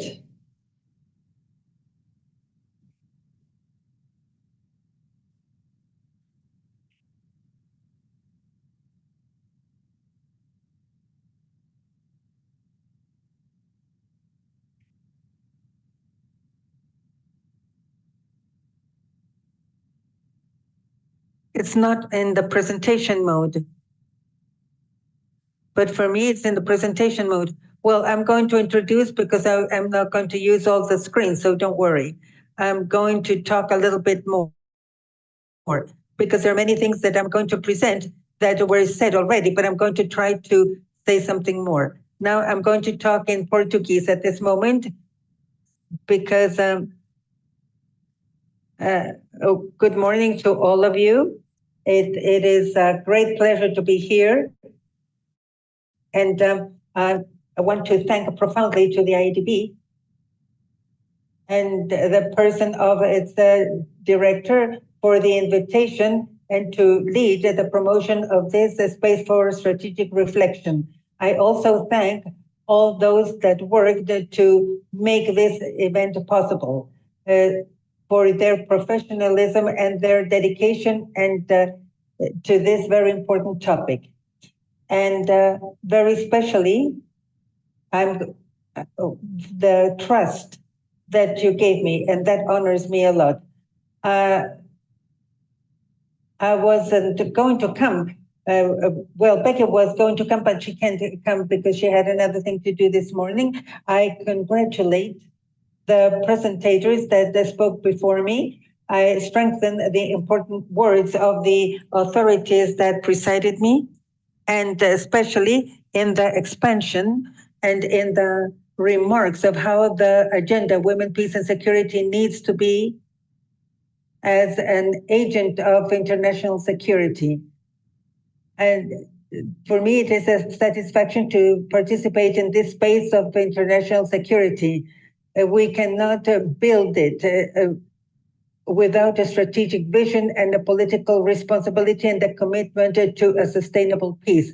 I'm not going to use the screen. I'm going to give my presentation from the text organized from the ideas built for this presentation.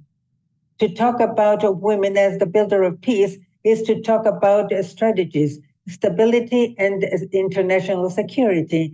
It is not only a discussion, it is mainly a structural debate. And before we enter into the contemporary agenda, it is fundamental to affirm with great clarity that we're not in face of a new phenomenon. Throughout history, women act as combatants and integrated resistance movements. They exercised strategic functions and intelligence functions and led military forces and served as doctors and nurses and so logistical support. It is not the female presence that is in the context of war and the reality. We have to recognize that the presence of women in all the institutions. In the old dark ages, we found some Spartan women that were trained for defense, and they were called Amazons. That we have seen in several films. Joan of Arc in the 100 Years' War in the 19th century, as women also disguised themselves during the Napoleonic Wars and also in the independence of Latin America. In the 20th century, in the Soviet Union at that time, women combatants entered the Second World War. Women that entered the guerrillas and freedom fighters in Asia, and especially in the conflicts with Vietnam, Chile, and Nicaragua. So the female presence in a war context is not just now, it's historic. What changes, I believe, is due to the Resolution 1325 and the movement of women, peace, and security, and all these resolutions that came after. The formal recognition of this recognition is now known, and it has become institutional. In October 2000, when the Council of Security of the UN adopted unanimously the agenda Women, Peace, and Security. And here I would like to open a parenthesis.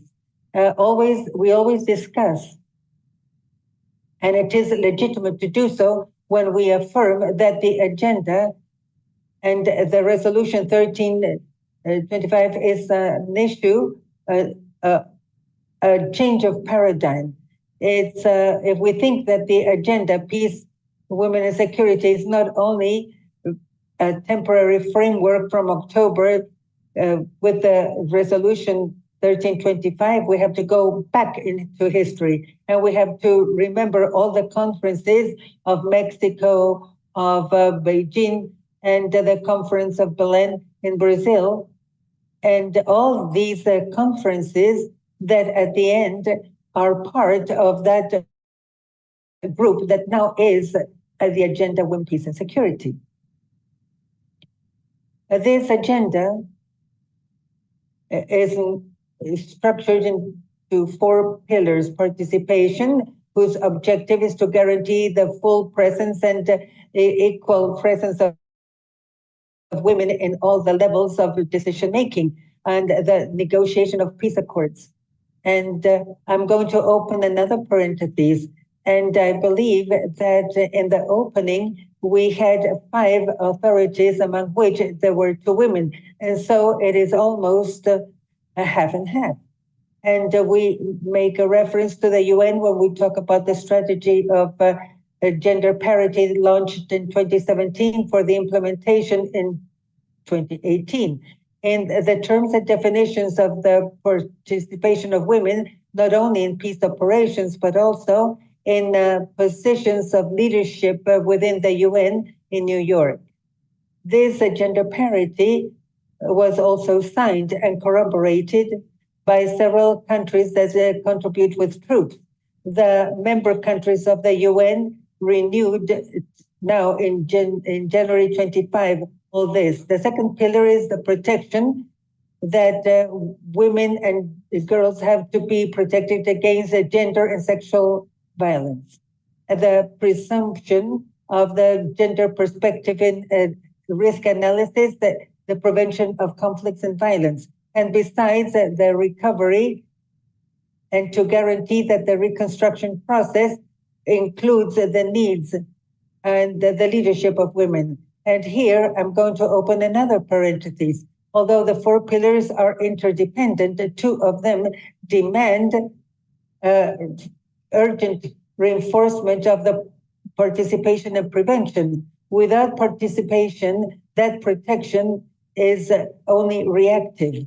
And without a structural prevention, we will continue being and acting as accepting violence. In this way, I think that without the participation and without the strengthening of that participation, This means that in reality, to strengthen that participation means to guarantee that women are going to be in the negotiation tables with the power of influence.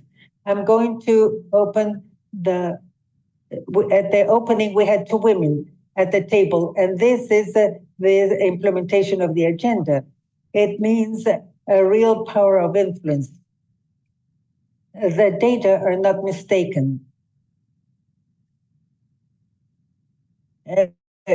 The number of women increased in 35%, the probability of a peace accord that is going to be more lasting. And here we're going to remember what was said at the beginning with regards to the example that concrete examples of peace in Colombia with the FARC, and that peace accord that was signed in 2016 between the government of Colombia and the FARC is considered an international framework because it is the first one in the world to integrate the gender perspective in its essence. And this came from the resolution 1325 directly. The other example is the mediator women in Africa that institutionalizes the presence of women to mediate conflicts.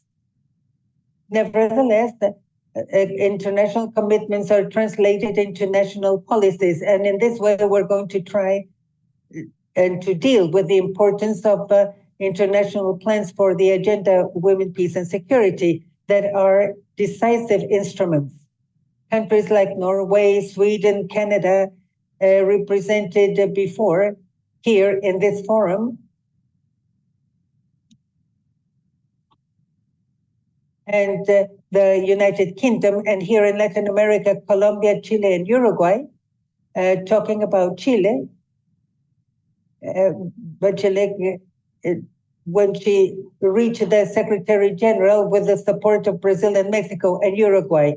So these are consolidated plans with a budget and monitoring mechanisms and reports to the parliament, because all this for the implementation, we need to have a political document. If not, it would be a law like the one that we have right now in the agenda, women, peace, and security. The United States with the great power of action. These plans include the foreign affairs, justice, development, and institutional coherence. Robust plans needed to have 3 essential elements: funding, that I mentioned before, the specific funding, indicators that can be measured, and clear mechanisms for responsibility. If these elements, without these elements, the agenda would only be a declaration, a statement. But in this situation, the accreditation is important as a concept for gender. It is a very new concept. It was launched 4 years ago with organized courses by the Bernard Academy, and today used by the DPO to train all the leaders. The leaders within the UN in New York, and also military leaders in the peace missions. And so this leadership that is responsive to gender is a leadership that integrates the gender analysis to strategic plans and demands data that link responsibilities and that understand that the inclusion is not just a concession, it is a strategy for institutional efficiency. To verify this type of leaders,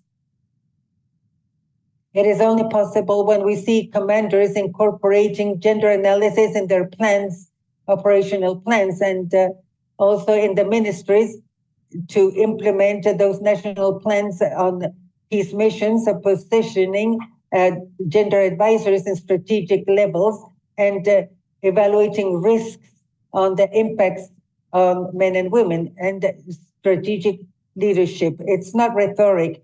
Today, we need inclusion, not as a symbolic concession, but as an operational concession to legitimize and provide sustainability to inclusive processes that increase the situational conscience and strengthen the confidence of the population and increase the quality of institutional responses.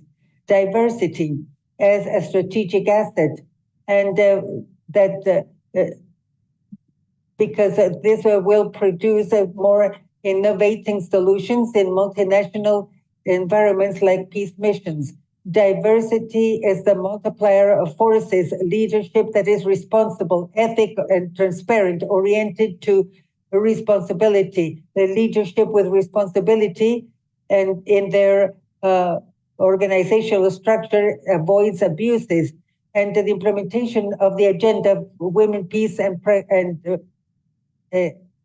security improves the strategy, not only as a software, but as an analytical program and a weapon for integrating gender, improving planning, the execution and evolution of opinions. So in this context, I think it is important to establish a concept that stems from one of the barriers to remember the agreement with women or any group that is representative, that have to comply with an appearance of diversity without a real decision-making power. It is the symbolic presence without a structural transformation. But in the field of national security, the token is manifested when only one woman is designated to represent all the gender perspective in the mission. Women appear in institutional pictures but do not occupy any strategic position. The gender agenda is not the responsibility of everyone.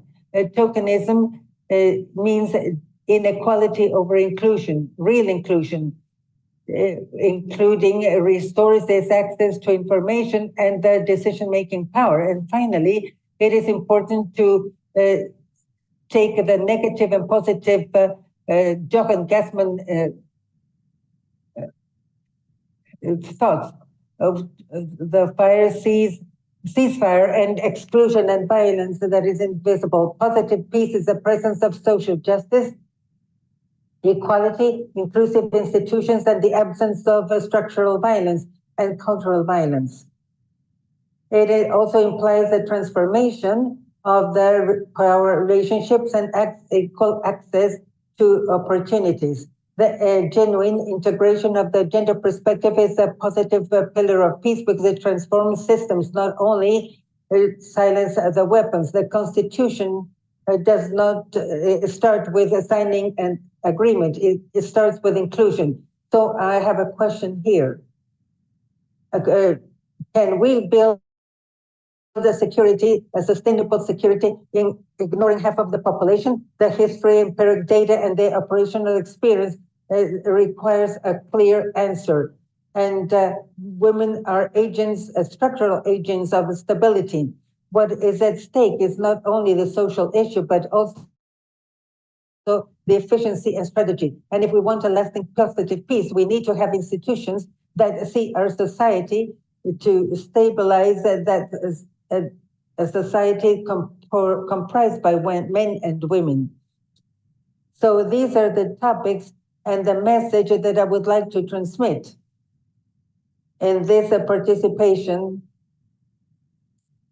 of women as builders of peace, and how important it is to reinforce that this idea of peace consultants is so important for the stability and in international security. So I thank you for your attention. I'm here at your disposal to any question that you might have. We have the second presentation, and then we have the questions. Thank you very much, and I want to congratulate you all. Amara Ferreira, receive our thanks for your intervention and valuable exposition that gave a profound and strategic thought about the contemporary thoughts on security and the fundamental role of the agenda, women, peace, and security in the operational environment of a conflict and war. Your intervention allowed us to reflect about the importance of integrating in a streamlined way the gender perspective in the operations and strengthening the efficacy, sustainability, and legitimacy of peace and stability. We took note of the fundamental elements and the necessary conditions for the implementation of this agenda that were shared in your presentation. To continue with this panel, we welcome the representative of Mexico. It is an honor to present Lieutenant Colonel Nurse Maria del Rosario Cardoso Reyes, officer of military sanitation of the Mexican Army and head of the Joint Operations of Peace of Mexico. With more than 3 decades of service, she has a solid trajectory of institutional leadership, strategic planning, military education, and peace operations, both at the national and international levels. She has represented Mexico in the multi-dimensional group for the stabilization of the United Nations in Mali, where she contributed with peace and women, peace and security, and has been the advisor of Inter-American peace and security. And she specializes in operational conduction, strengthening the capacities for peace operations with an inclusive and regional cooperation approach. Now she's going to talk about women for a lasting peace. Good morning. The floor is yours, Lieutenant Colonel.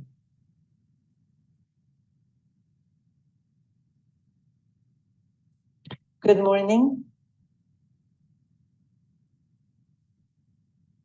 I'm going to share my presentation at this moment.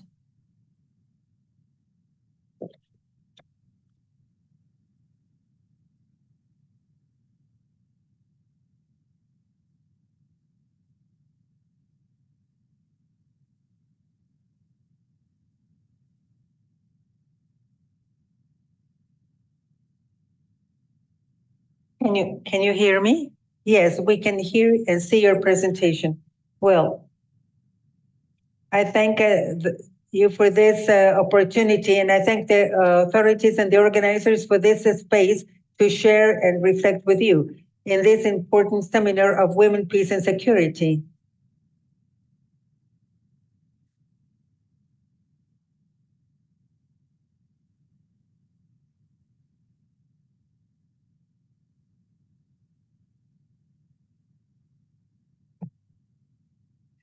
Well, within my agenda, I am going to have an introduction. Then I'm going to talk about the conceptual information in the case of Liberia, some strategic considerations, and analysis of how women, through dialogue, and can transform conflicts. And I'm going to close with some conclusions.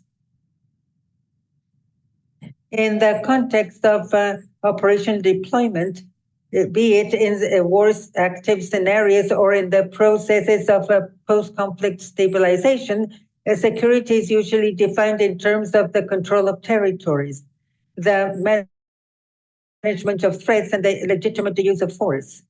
Nevertheless, the international experience shows that these elements are necessary but not sufficient to build a lasting peace. And besides, when security is managed exclusively under a logic of zero-sum, where the victory implies the defeat of others, the peace accords are usually fragile and even reversible. And this issue is where the participation of all the women rises not as a complement, but should be considered as a strategy, an operational and political strategy that expands the field of solutions and actions in defense and security. Under this premise, the case of the United Nations in Liberia offers a lesson that is very clear on security and contemporary defense, because it shows that when women participate actively in context of operational deployment, the dialogue specifically becomes a strategic capability, and peace is not limited to just be a casual result, but it transforms and takes us to a sustainable process.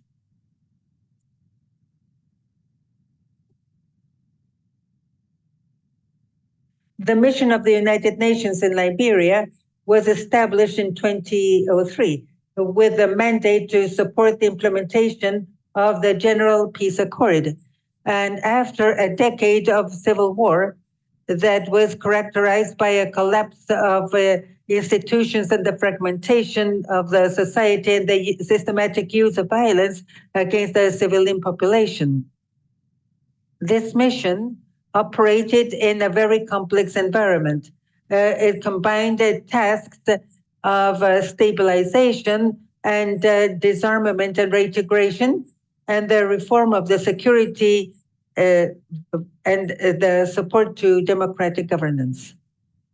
From its beginnings, it was evident that security cannot maintain itself only with the armed presence, and that it was going to be necessary to reconstruct the trust of the population, the institutions, and the international stakeholders. Now, something that is very important to highlight and that takes us to the topic of today is that during the development of this mission, we observed the participation, the active participation, highly active of women, the military and the police of the United Nations, but particularly of the women, the civilian Liberian women. And when we examined the question of what made the Liberian women to an activism that was so strong, then we can observe that it was a very direct response to an extreme and prolonged situation. The activism of the Liberian women was not really ideological, but really more existentialist. These women acted basically to survive and to have their families survive, and because their country depended on their actions. And in this way, collectively, they demonstrated that you can exercise power and even without weapons, and that you can change history as well. How did all this started to be seen? Well, it was especially in activities of the community approach and the compilation of information, social mediation, the prevention of tensions, and the legitimacy of the mission before the population. In this way, the mission of the United Nations in Liberia has become a symbolic case for those that train peace operations, where women were the direct managers of a conflict, and they set down the basis for a sustainable peace. Now, what strategic considerations do we have with respect to this? Well, talking about security and defense, the strategic capability is that allows to anticipate and manage and transform threats in an effective and sustainable way. From this perspective, we see and we have to consider that the collaboration of women has to be analyzed always, not only as an inclusion or just as a representation, but as an expansion, a real expansion of capabilities. The conflict in Liberia for years was considered as a game of zero sum, where one and the other lost. But the work of the women, especially in the creation of dialogue spaces, and both formal and informal, allowed to give scenarios of high polarization where the violence had broken the communication completely. In this way, these spaces were taken to start with a dialogue that allowed to reduce uncertainty, generate trust, and cooperation among the stakeholders that historically were confronted, and moving to security cooperative spaces and some that was not zero.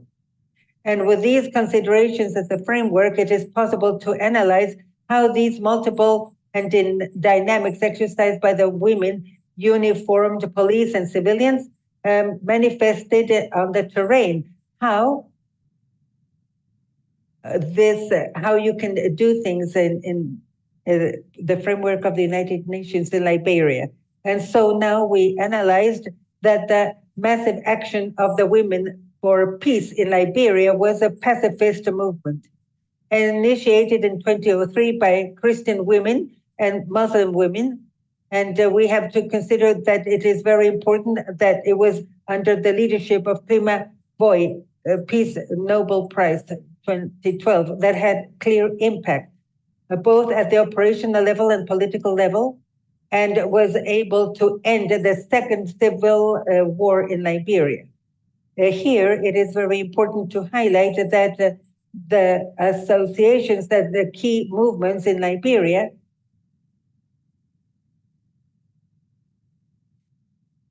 left and focused all the persons and all the community in general, so that led by women also, they were also led by women, joined the women beyond their religious differences, and they gave precedence for women in conflicts,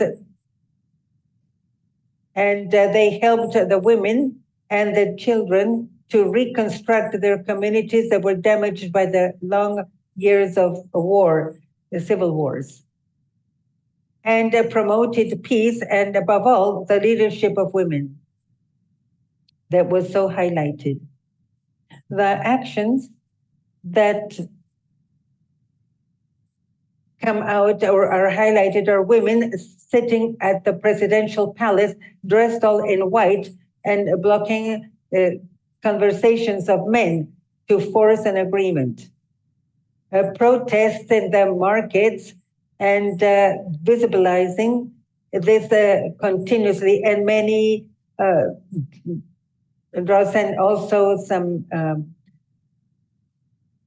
other tactics that they use. This is the role of the uniformed women and the community strategies of civilian women that allow to identify all the tensions before they escalated, reducing the operational costs that has the use of force. These actions ended with the war, and very importantly, facilitated the democratic election of Mrs. Ellen Johnson as the first African woman during two periods from 2006 to 2018. And it was almost throughout the whole mission. And here, from a strategic perspective, it transforms the management of the conflict, and the security was not conceived as a winners and losers game, and started to be understood as a shared good, as a common good. And from this analysis, it is possible to go to the conclusions that transcend the case of Liberia. And as I mentioned, I give an example that when you have a goodwill, you can have excellent results in the maintenance and the prolongation of peace. First of all, we have that this case of Liberia shows that women participate positively in the building of peace, but also they transform the conception of security. This is why it is considered that we can determine that women is a strategy for lasting peace. That their contribution in this case lied in the creation and maintenance of dialogue spaces. And these reduced uncertainty, strengthened the institutional legitimacy, and avoid falling back into the conflict. Therefore, we consider that the dialogue was employed as a strategic capability. And finally, when the women participate in war and peace context in an open way, integrating the social capabilities, as well as the political and military, the security stopped being a temporary result and became a process of shared winnings. And today, the case of Liberia is an example of a female leadership that is conscious, that although was imposed by the fear of Liberian women, and ended in a collective activism where the country was profoundly divided, this extraordinary courage of women altogether has transformed its history. And it is worth highlighting the political will during the whole accompaniment of the mission of the first president of Africa. With these conclusions, I close my intervention and thank you very much.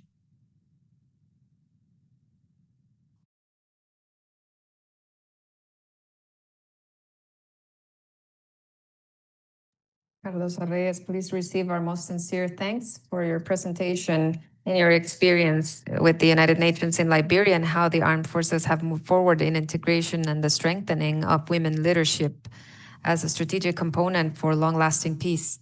Your intervention highlighted that the active participation of women in the cooperative ways and also in decision-making institutionally not only widens their capabilities, but also it contributes concretely to generate more legitimacy, cohesion, and effectiveness in the missions of security and defense.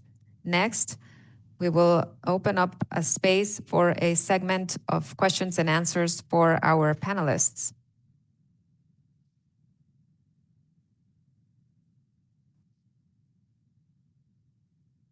I have the first questions.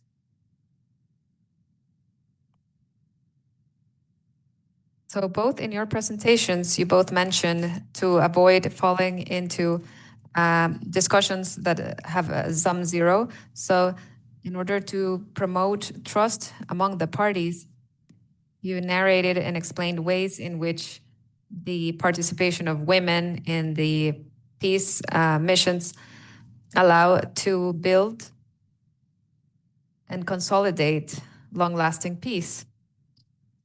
So the question is, based on your knowledge, in what ways are these experiences being incorporated in the design of experiences in the UN as well as in other national and international efforts? Thank you.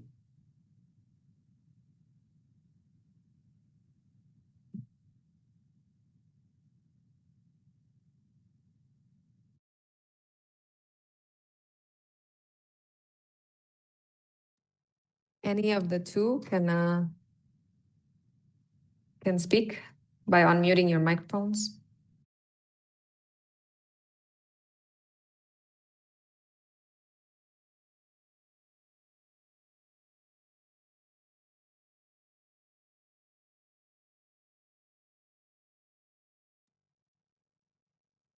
Yes, with regards, I understand that the question is specifically how we can incorporate in those peace processes that are undergoing right now. So it is specifically as it is described here with the actions in Liberia, like what's important and what I decided to take this Liberia case as an example is that they keep applying the activism. It depends on every stakeholder. Here in this case, the peace operations, we know that women in uniform are those who act together with men, but I'm talking specifically about women in order to conclude that they are a strategy for long-lasting peace. So women are allowed to act with more amount of people in the field with many diverse roles, and this allows that they increase these strategic capabilities of what is already established. This even aligns with the standards that one has, so that each of the units that are deployed has a percentage of women that together with these written capabilities of employing dialogue, opening up spaces, where communication doesn't exist. These are activities, these are actions that incorporate. But for example, in this case, I would say that they are being reinforced with a bigger drive when these three components act together when speaking with women in uniforms, which are military and police, and the civil society. So in this case in particular, I think that it is very important to mention it because that need of having a prolonged case of aggression made that these women who participated, even external women and police officers, they saw that they needed to move from fear in order to move from fear into courage so that they can make those actions and lead even above the men. It's not that the men weren't helping. There were some good collaborators, but they are still being incorporated into the peace missions and letting us act in them with all of the doctrinary framework that that the offices in New York give us.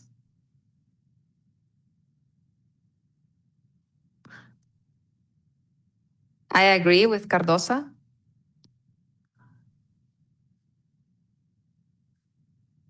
I think that it's not just about complying with the strategy of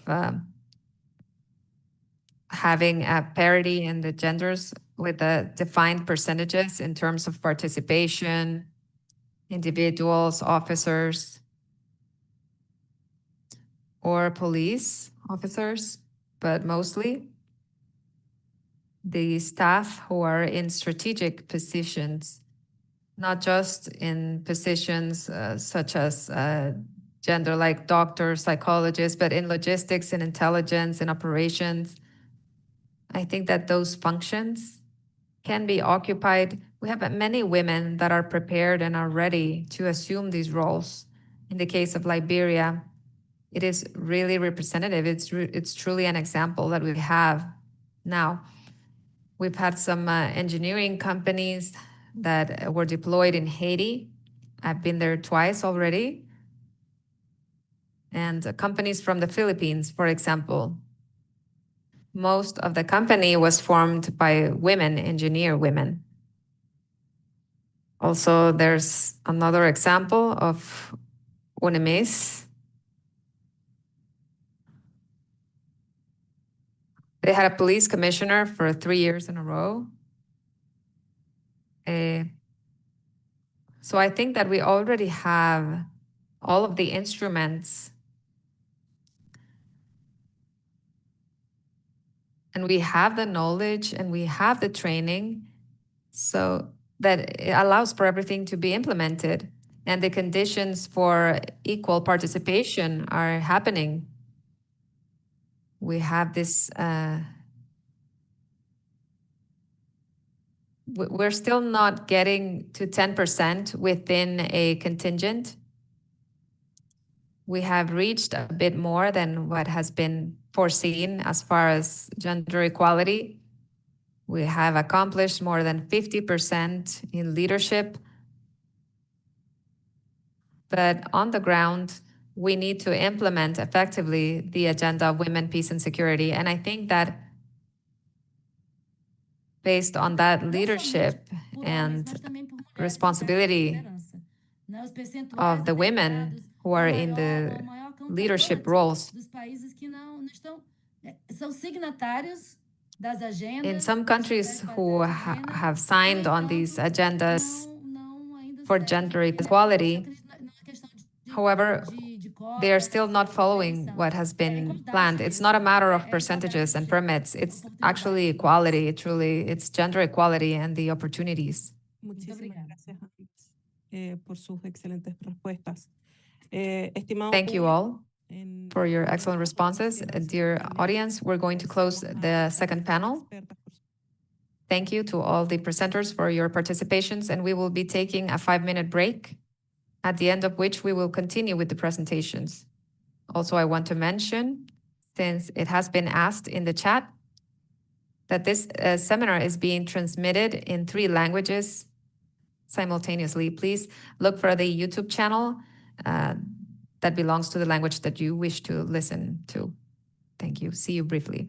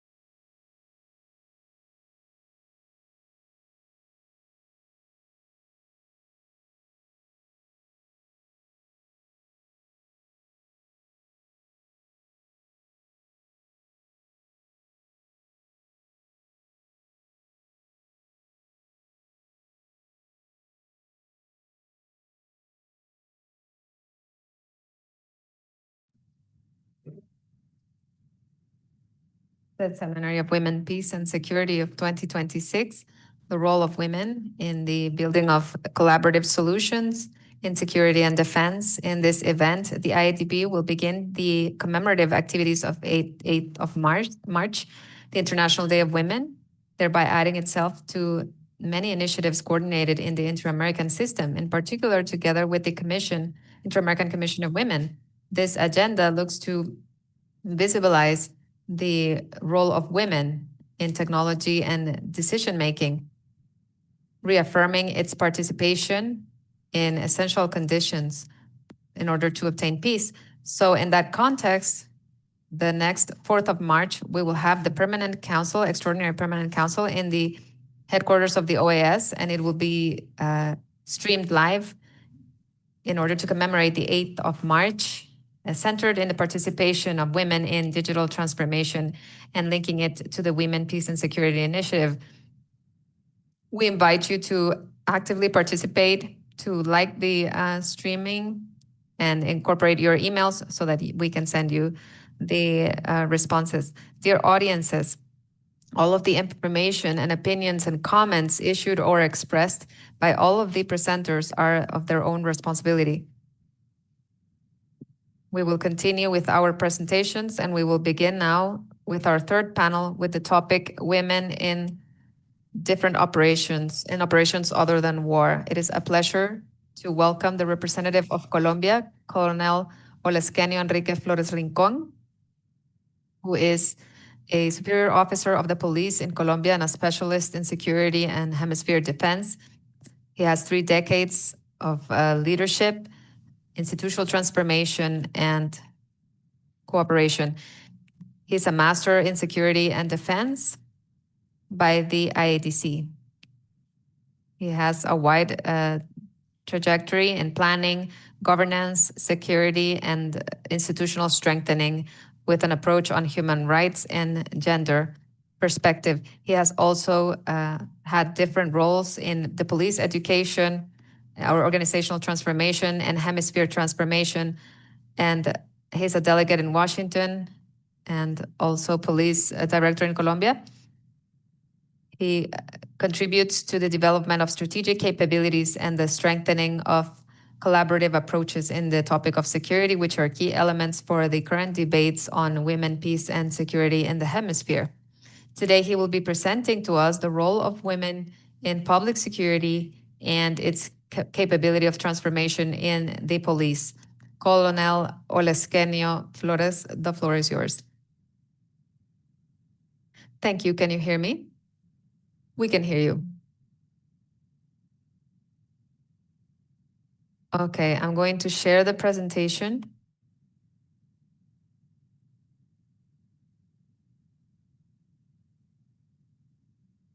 I don't know if you can see it. Can you confirm? Thank you. So first of all, I want to send my greetings to the OAS, to the IADB, and I want to thank you for this opportunity in the name of William Rincon, the Director of the National Police of Colombia, and the 186,000 women and men who are part of this institution at a national level. We're going to talk then about the role of women in public security and specifically on their capability for transformation in the police. We have to highlight initially that when we're talking about the role of women in the security forces, the police forces, as well as the armed forces or the military forces, we're not just addressing a topic of symbolic inclusion, as our colleagues have already mentioned. But we're talking about state capability, which is extremely important in the strategic planning in our current times. Definitely, citing Hans Morgenthau, power is not just material force. It is the capability of influence and of legitimacy. And this is very important, specifically in the police, in terms of legitimacy and proximity with the citizens. So in the 21st century, this legitimacy is an essential component of state power. Without legitimacy, the forces lose their efficacy. strategically, and we can see this permanently in the region. So I just want to state one question that we're going to try to answer in this presentation. And the question is, we're not then looking at if we should integrate more women, but the question is, how does the modern state can allow itself not to do so? And listening to our previous panelists and all the women of the region who are part of the forces of the police, the big question is, can the states allow themselves not to incorporate women in their security, public security processes? Definitely the answer is no. And here we want to say why it is strategically necessary to have women participate in public security. First, the incorporation of women is a sustained strategy, and this is important to highlight. The police in the region have been increasing the presence of women and changing their dialectics and their understanding of women in the organization. The agenda of women, peace, and security of the United Nations Resolution 1325 established that the participation of women strengthens stability and democratic governance, and this is very important. Also, citing Sabrina Karim, it is good to highlight that the presence of women in the forces of security increases public trust. This is very important. And it also improves the interaction with vulnerable populations. So we're talking about widening the institutional capabilities through women. And women in this, they are strategic in this. Also, it is highlighted that the urban security in Latin America requires more complex approaches and more preventative, not just exclusively topics on cohesion. And here, this complexity demands to have an institutional diversity, views from women as well as from men. And this generates a very important evidence. In Colombia, for example, 25% of the police forces are women. This means feminine presence is increasing in Colombia. In Ecuador, we're talking about that more than 11,000 women being part of the police. In Honduras, it is around 15% of the police forces. And Chile also has been increasing it progressively, but we have to highlight some very respectful critique. The military forces have been incorporating women in their forces in a way that is a bit more step by step, a bit slowly, and with certain structural deficiencies, particularly in the operational roles and the high command roles. And this, we need to put attention into this. It has been highlighted that the police modernization in Latin America is demanding more professionalism and citizen trust. The presence of women has been key in those processes of modernization, because this is not like an ideological feminization, but it's an evolution, organizational evolution. If you see here, we're talking about improving the public policies through the approaches that women give to the topics of violence, of gender violence, crimes against kids and teenagers, that trust from the citizens increases trust and also generates more institutionality without losing operation, because the police forces in the region are having the same operational performance.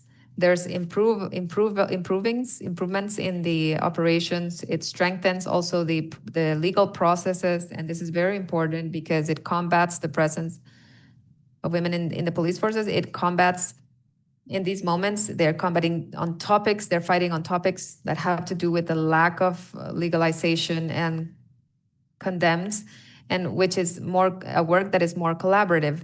And there's a very important point that we have to highlight in these transformation processes and why women are strategic. It's because they improve the levels of ethics. And so in all the literature, it is suggested that women have a lower involvement in networks of corruption, which generates transparency institutionally, and it reinforces disciplinary standards. especially when women are decision makers.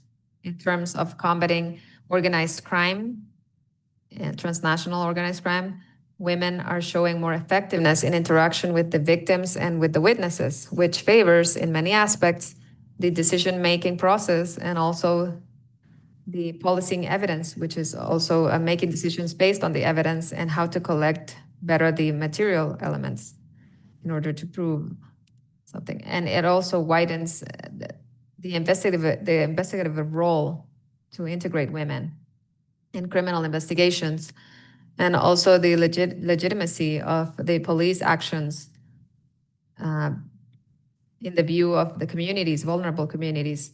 And it makes the presence of women strategic, something strategic in the police. Also within the process of feminization of the police forces and feminization of the world that the World Bank is mentioning, we're asking why it is strategically necessary to have women participate in public security. First of all, there's an improvements in public policies. There's evidence in the UN. It shows that women participation increases the filing of claims in crimes and violence. And this improves the operational capability of the police, and this helps for its transformation. Also, the institutional performance as a second aspect. The compared studies from the UN indicate that whenever there's more diversity in the police forces, and specifically more presence of women, the procedures are favored and abusive practices are reduced, specifically in misapplication of the force. This doesn't mean that men are less capable. That's not the context, and that's not what we would mean here. But on the contrary, it implies that that diversity, that presence of women in decision-making of the police officers and its participation in the operational environment, it improves also operationally, but it also reduces biases, organizational biases that can increase whenever the presence of women is less. We had already mentioned this, but I wanted to highlight this in terms of integrity and ethics in the police forces, and its process of transformation improves with the presence of women. It has been documented that in multiple contexts, women are less involved in networks of corruption. And also it improves the perception of the citizens in those topics of corruption. That also depends on the institutional structures and organizational structures that the police forces have. It depends that it is worth mentioning that in the last 30 years, the processes have been changing. The role of women, just as an image or just as a presence, as a visible presence for citizens, has been changing, and they are now more involved in operational functions. From organizational theory, this is explained, this improvement with regards to the presence of women, because it reduces the homogeneous networks of corruption. So it is less easy that the police forces fall into corruption than the transnational organized crime. It is insisted that the organized crime in Latin America operates as an optative system. This means that it is extremely flexible, and that's why it is a challenge for the police forces and for the governments. So in order to combat it, we need intelligence, cooperation from the communities, and a lot of legitimacy, which is where women are widening this repertoire in the operations. A better interaction with the victims, which guarantees effectiveness as far as collecting evidence. Bigger cooperation with vulnerable communities, which helps women to coadjuvate those communities, but also that all of the police forces in general can have legitimacy in this community interaction. And of course, better legitimacy in terms of documentation. in terms of criminal research and judicial cooperation, this helps that the judicial chain strengthens itself. So we're not talking about substituting the cohesive approach or the use of the forces, but we're talking about a strategic widening where the capability of the participation of women widens those capabilities of the police and police bodies in the region. And it doesn't replace the presence of men. What it does is that diversity strengthens the police organizations as far as the human talent in terms of the operational strategy and strategic planning. Now getting into the transformation, institutional transformations, which is the topic that we have stated here. Women have direct implications in the transformation of the police systems in Latin America. Here, the institutional transformation we want to highlight doesn't depend on the number of women. Many times, it is a matter of pride. The police are talking that they are increasing the presence of women, which of course is very important, but there's a key element. And it is the incorporation to the leadership that women need to have in the police bodies. If the police transformation doesn't allow it, then women are not going to have access to leadership. It is important that the police organization and military organizations of the region establish clear routes as to how women can get to middle positions and also high positions in the organizations. So in strategic terms and academic terms for decision making, and that this barrier is overcome. So in Latin America, this improves public policies. While we have more women, then we will have a better performance institutionally. Also, the levels of equality of gender are related with more stability of the state. And Lucia Damer also highlights that the presence of women has to allow from middle command and higher commands, it has to modify roles which are normalized in the use of the force, violations of human rights, as well as strengthening the disciplinary systems and to institutionalize a topic which is very important for the police institutions and which is not taken into account, which is the well-being of the employees and also the mental health of the police officers. Also, the presence of women reduces tolerance to abuse cases, internal abuse cases in the topic of gender abuse to women in uniform, but also in terms of corruption and tolerance of the misuse of the force and violations of human rights. So here we want to highlight that presence of women gives more governance and more legitimacy, more trust to the citizens. It improves the public perception of the forces, and we have to talk about the forces. Also talking about the armed forces, but also the police. And it generates a point that is very important, which is the consolidation of security with an approach on human rights of the people. Morgenthau, as we had already pointed out, talks about power more like in the terms of legitimacy more than brute force. So we as decision makers, as leaders of the police institutions and of the armed forces or military forces, we have to overcome these gaps.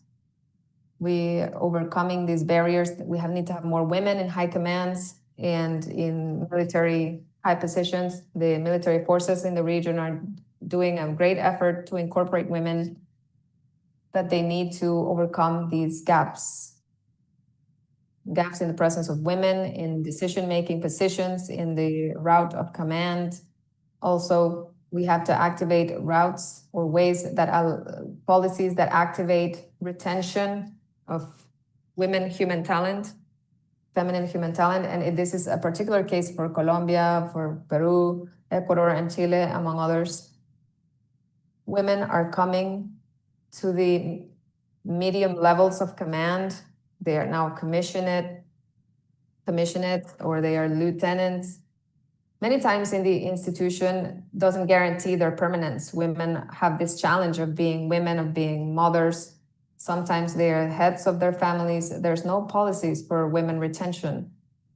the maternity leaves are too short, or in the military facilities or police facilities, there are no rooms in order for them to do their maternity roles in a fulfilled manner. So therefore, the key message here is that the institutional transformation doesn't depend just on the number of women, as was mentioned, but of their participation in decision-making, strategic decision-making, and to have them in the middle and high levels of the institutions. Also, I want to thank the board for this space. I want to congratulate the organizers for their professionalism. Public security currently, the police forces in the region, if you want to be more modern, you have to face this complexity, the multidimensionality, and the politicization of everything that has to do with planning and controlling crimes. If organized crime, transnational organized crime, if it evolves, the police institutions also need to evolve. And that's part of those transformation and change processes. The ones who do not transform themselves, they're going to disappear. The incorporation and leadership of women in the national security forces is not just a cultural concession. I want to highlight this. It's not just because we're inclusive, because we like the gender topics. No.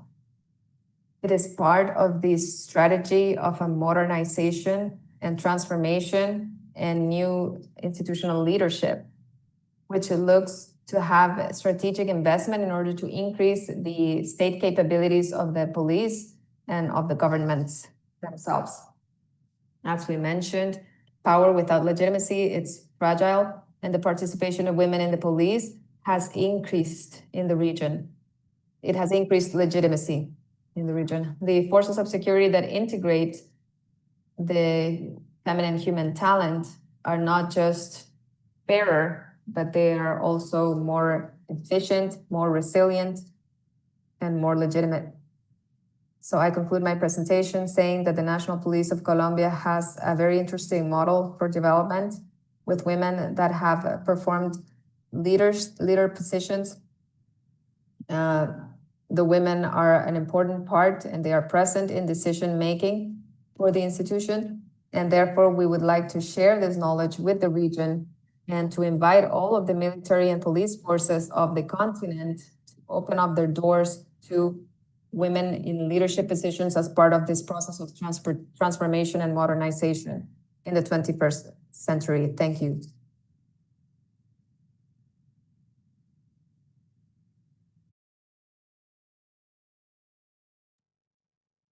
Dear Colonel Oleskenio Flores, in the name of the IDB, I want to thank you for sharing your knowledge, experience, and good practices, especially when mentioning the importance of the legitimacy and building of effective strategies with the participation of women. Under the premise that you presented, that we are not in times where we need to decide if women need to be integrated or not, but how the modern state can allow itself not to do so. Also, we appreciate your invitation to keep cooperating in related matters. In order to continue, this is a great opportunity to deepen regional dialogue, and to reaffirm our collective commitment with the most urgent challenges in the hemisphere. So in this context, the situation of Haiti is still a priority for the General Secretary of the OAS, as well as for the member states, who have repeated the need to strengthen cooperation, coordination, and international support when supporting stability and well-being of the Haitian people. So it is of great pleasure to welcome the representative of Haiti, Mrs. Mahaila Metayer, whose participation enriches this space and allows us to incorporate an essential perspective on the reflection of women, peace, and security, particularly in complex contexts where women resilience is basic. Mrs. Mahalia Metayer is a Haitian leader with a wide trajectory in community action, human rights, and institutional strengthening. From her current role in the presidency of Haiti, she has had initiatives promoting responses when facing the challenges of security that her country faces. She links women leadership also with community resilience processes and building of peace. Today, she will be presenting the topic, Violence Against Women in Haiti, a Silent Tragedy. Mrs. Mahalia Metayer, good afternoon. The floor is yours. Good afternoon to everyone.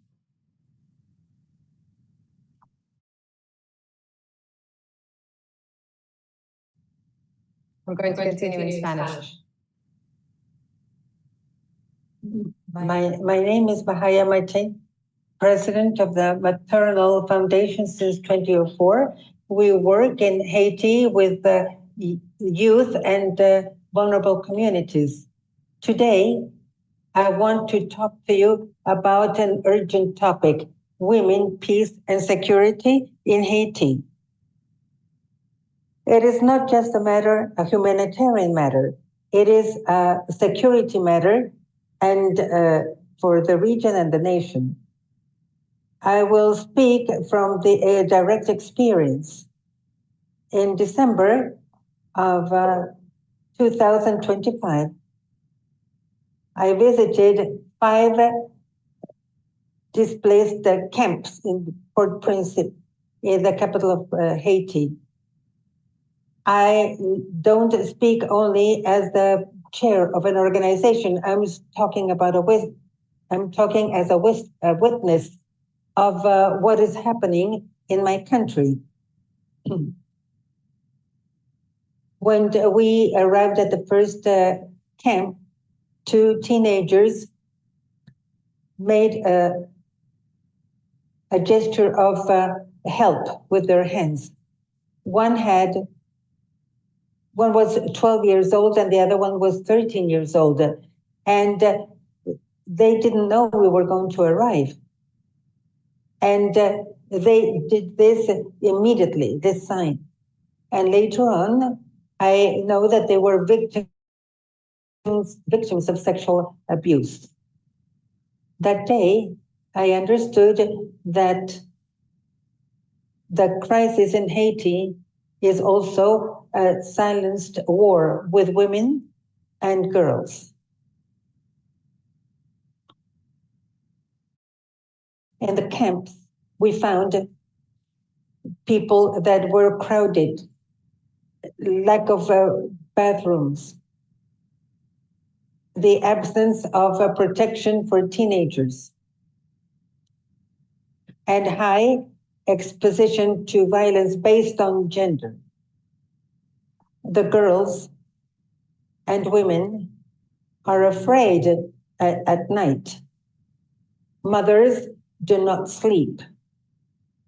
Insecurity is not just an armed insecurity, it is a psychological one and is structural and gender-based. According to the UN, more than 1 million people as internal displaced and 300,000 women and girls without any type of adequate protection. More than 6,000 violence reports, gender violence reports were reported in 2024. And more than 4 million people are the target of the humanitarian plan 2026. And we know that in many cases, they are not even denounced. So sexual violence increase in the controlled areas with armed groups. This is not only a social crisis, this is a threat to stability. Last month, another young girl committed suicide. She had been raped several times, and she killed herself in front of her younger brothers. It's not a statistic. It is life that is destroyed. When a girl prefers to die before continuing living afraid and in fear in this situation, that is a collective failure of the protection system. We know that the resolution 1325 of the Security Council of the United Nations recognized the essential role of women in peace and security. To talk about participation, to talk about protection, to talk about prevention, but here in Haiti, the implementation has not been enough. To protect women is not only a news, it is a strategy. And it is also a strategy for stabilization. We propose a clear action. For example, safe spaces only for women and girls, and illumination, lighting, and solar lighting obligatory in all the camps. Better female presence in the security forces. Attention and psychological care, and also a secret mechanism for denouncement.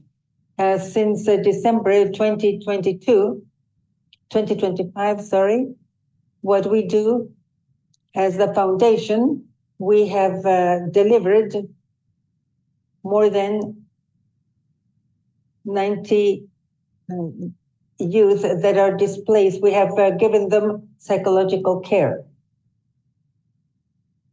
This action is to restore their dignity. I'm not here to tell you about a tragedy. I'm here just to avoid the next one.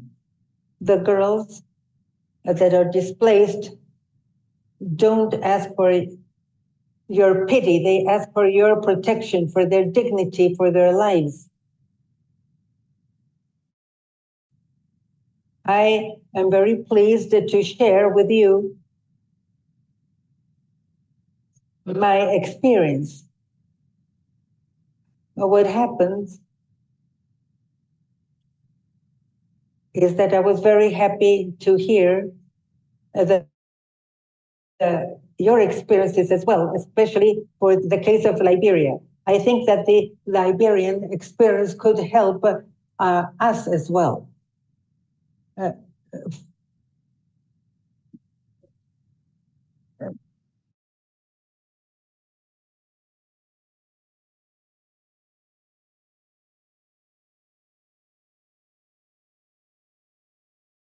Dear Mrs. Malia Bataya, on behalf of all the members of the IADB, we express our most sincere thanks for your participation in our seminar. Your shared experience of the current status in Haiti from your role as a leader of a civil organization and your valuable testimony that are so fundamental. Your presentation gives us a signal of urgency to work coordinatedly in our works with the OAS and the IADB to improve the situation of security in Haiti with a differentiated approach for the protection of women and girls. Thank you very much. In attention to the terms of this conference, we will not have a question and answer period for this panel, but we invite you to send them through the chat so that we can send them to our panel members. With this, we conclude the third panel. To continue, I'm going to give a summary of this seminar.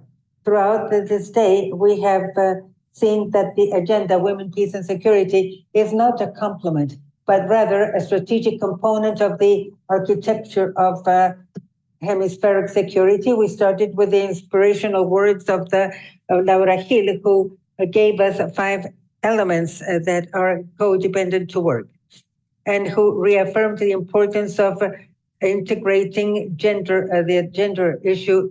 And it was followed by Ambassador Monica Valencia that allowed us to go in depth into the transnational crime and with a differentiated focus for the trafficking in persons. And then Laura Mercado Lopez gave us the human aspects of spatial security, while Captain Christopher Rochon and Mrs. Hannah Rosen analyzed the link between the agenda of women, peace and security and violence, and giving us the responsibility to respond to this. Lieutenant Colonel Mayra Acosta said it was important to streamline this agenda, and Colonel Cardoso Reyes, from her experience in peace missions in Liberia, said that female leadership is a strategy for lasting confidence and peace. Colonel Alex Flores evidenced the transforming impact of women in the culture and at the police. And Mahalia Matei reminded us of the urgency of the situation in Haiti, highlighting that the leadership of women are fundamental for resilience and the sustainable stability, highlighting the sense of urgency to work coordinatedly to help the Haitian people. Together, the presentations confirm that the full and effective participation of women strengthen institutions, improve decision-making, and contribute concretely to the building of collaborative solutions in security and defense.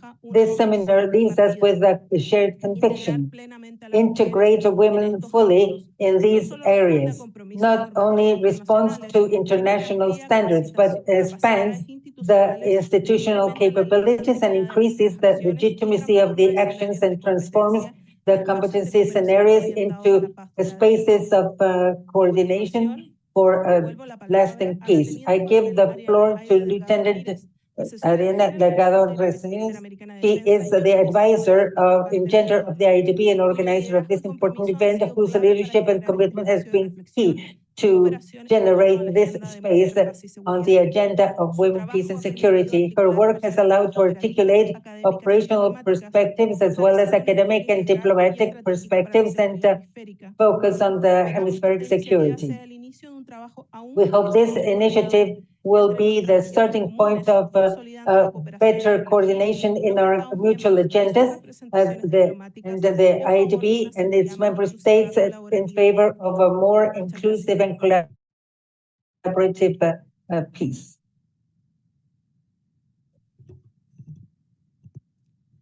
We thank the participation of our moderator, Catalina Veratoro, who undoubtedly illustrated very significantly and gave a magnificent highlighted to our seminar.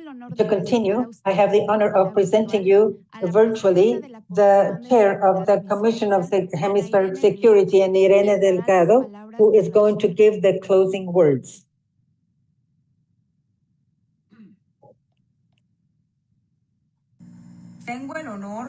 I have the honor of addressing you and to salute Laura Gil, the ambassador and Secretary General of the OAS, and Ambassador Monica Palencia, ambassador of Ecuador to the OAS.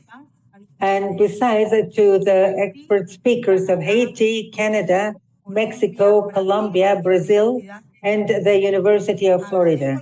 I thank all the participants of the international organizations and the armed forces and security forces for accompanying us today. I want to thank, as the chair of the Commission of Hemispheric Security, to the IADB for their invaluable commitment with this seminar, Women, Peace, and Security 2026. Women in Building Collaborative Solutions in the Framework of Security and Defense. At concluding, we have heard topics related to security and defense that highlight the importance of including women in different strategic positions and in the decision-making positions, adding positive action lines as a catalyzer of a sustainable peace in our hemisphere. The challenges that we face require a joint effort and a continuous one of men and women that contribute to the nations, for more resilient nations that leave important prints throughout history. For example, in the economic, scientific, cultural, and social, and economic, and defense and security areas. Together, we will be able to continue working and exchanging good practices to be able to have more participation, an equitable one, in negotiations and in the search of collaborative solutions in the framework of security and defense, always framed within the compliance of international agreements and the advancements of their development of the agenda of social impact. Thank you very much. Until next time. Agradecemos a la embajadora. We thank the ambassador for her closing words of the seminar Women, Peace and Security 2026. Women in the building of collaborative resolutions in defense and security. Her words remind us that the building of resolutions in the defense and security demands multilateral and decisive collaboration. Today, we reaffirm that the full participation of women strengthens our institutions and makes our collective responses more tough. And we have to strengthen the trust in the hemisphere and renew our commitment with cooperation that transforms, integrates, and builds a lasting peace. This is how we reach the end of this seminar. Without before thanking all our participants and very especially recognizing and valuing very profoundly the work of the staff that from different spaces and responsibilities have worked with a great commitment and dedication for the development of this academic day. Great success and good afternoon to all of you.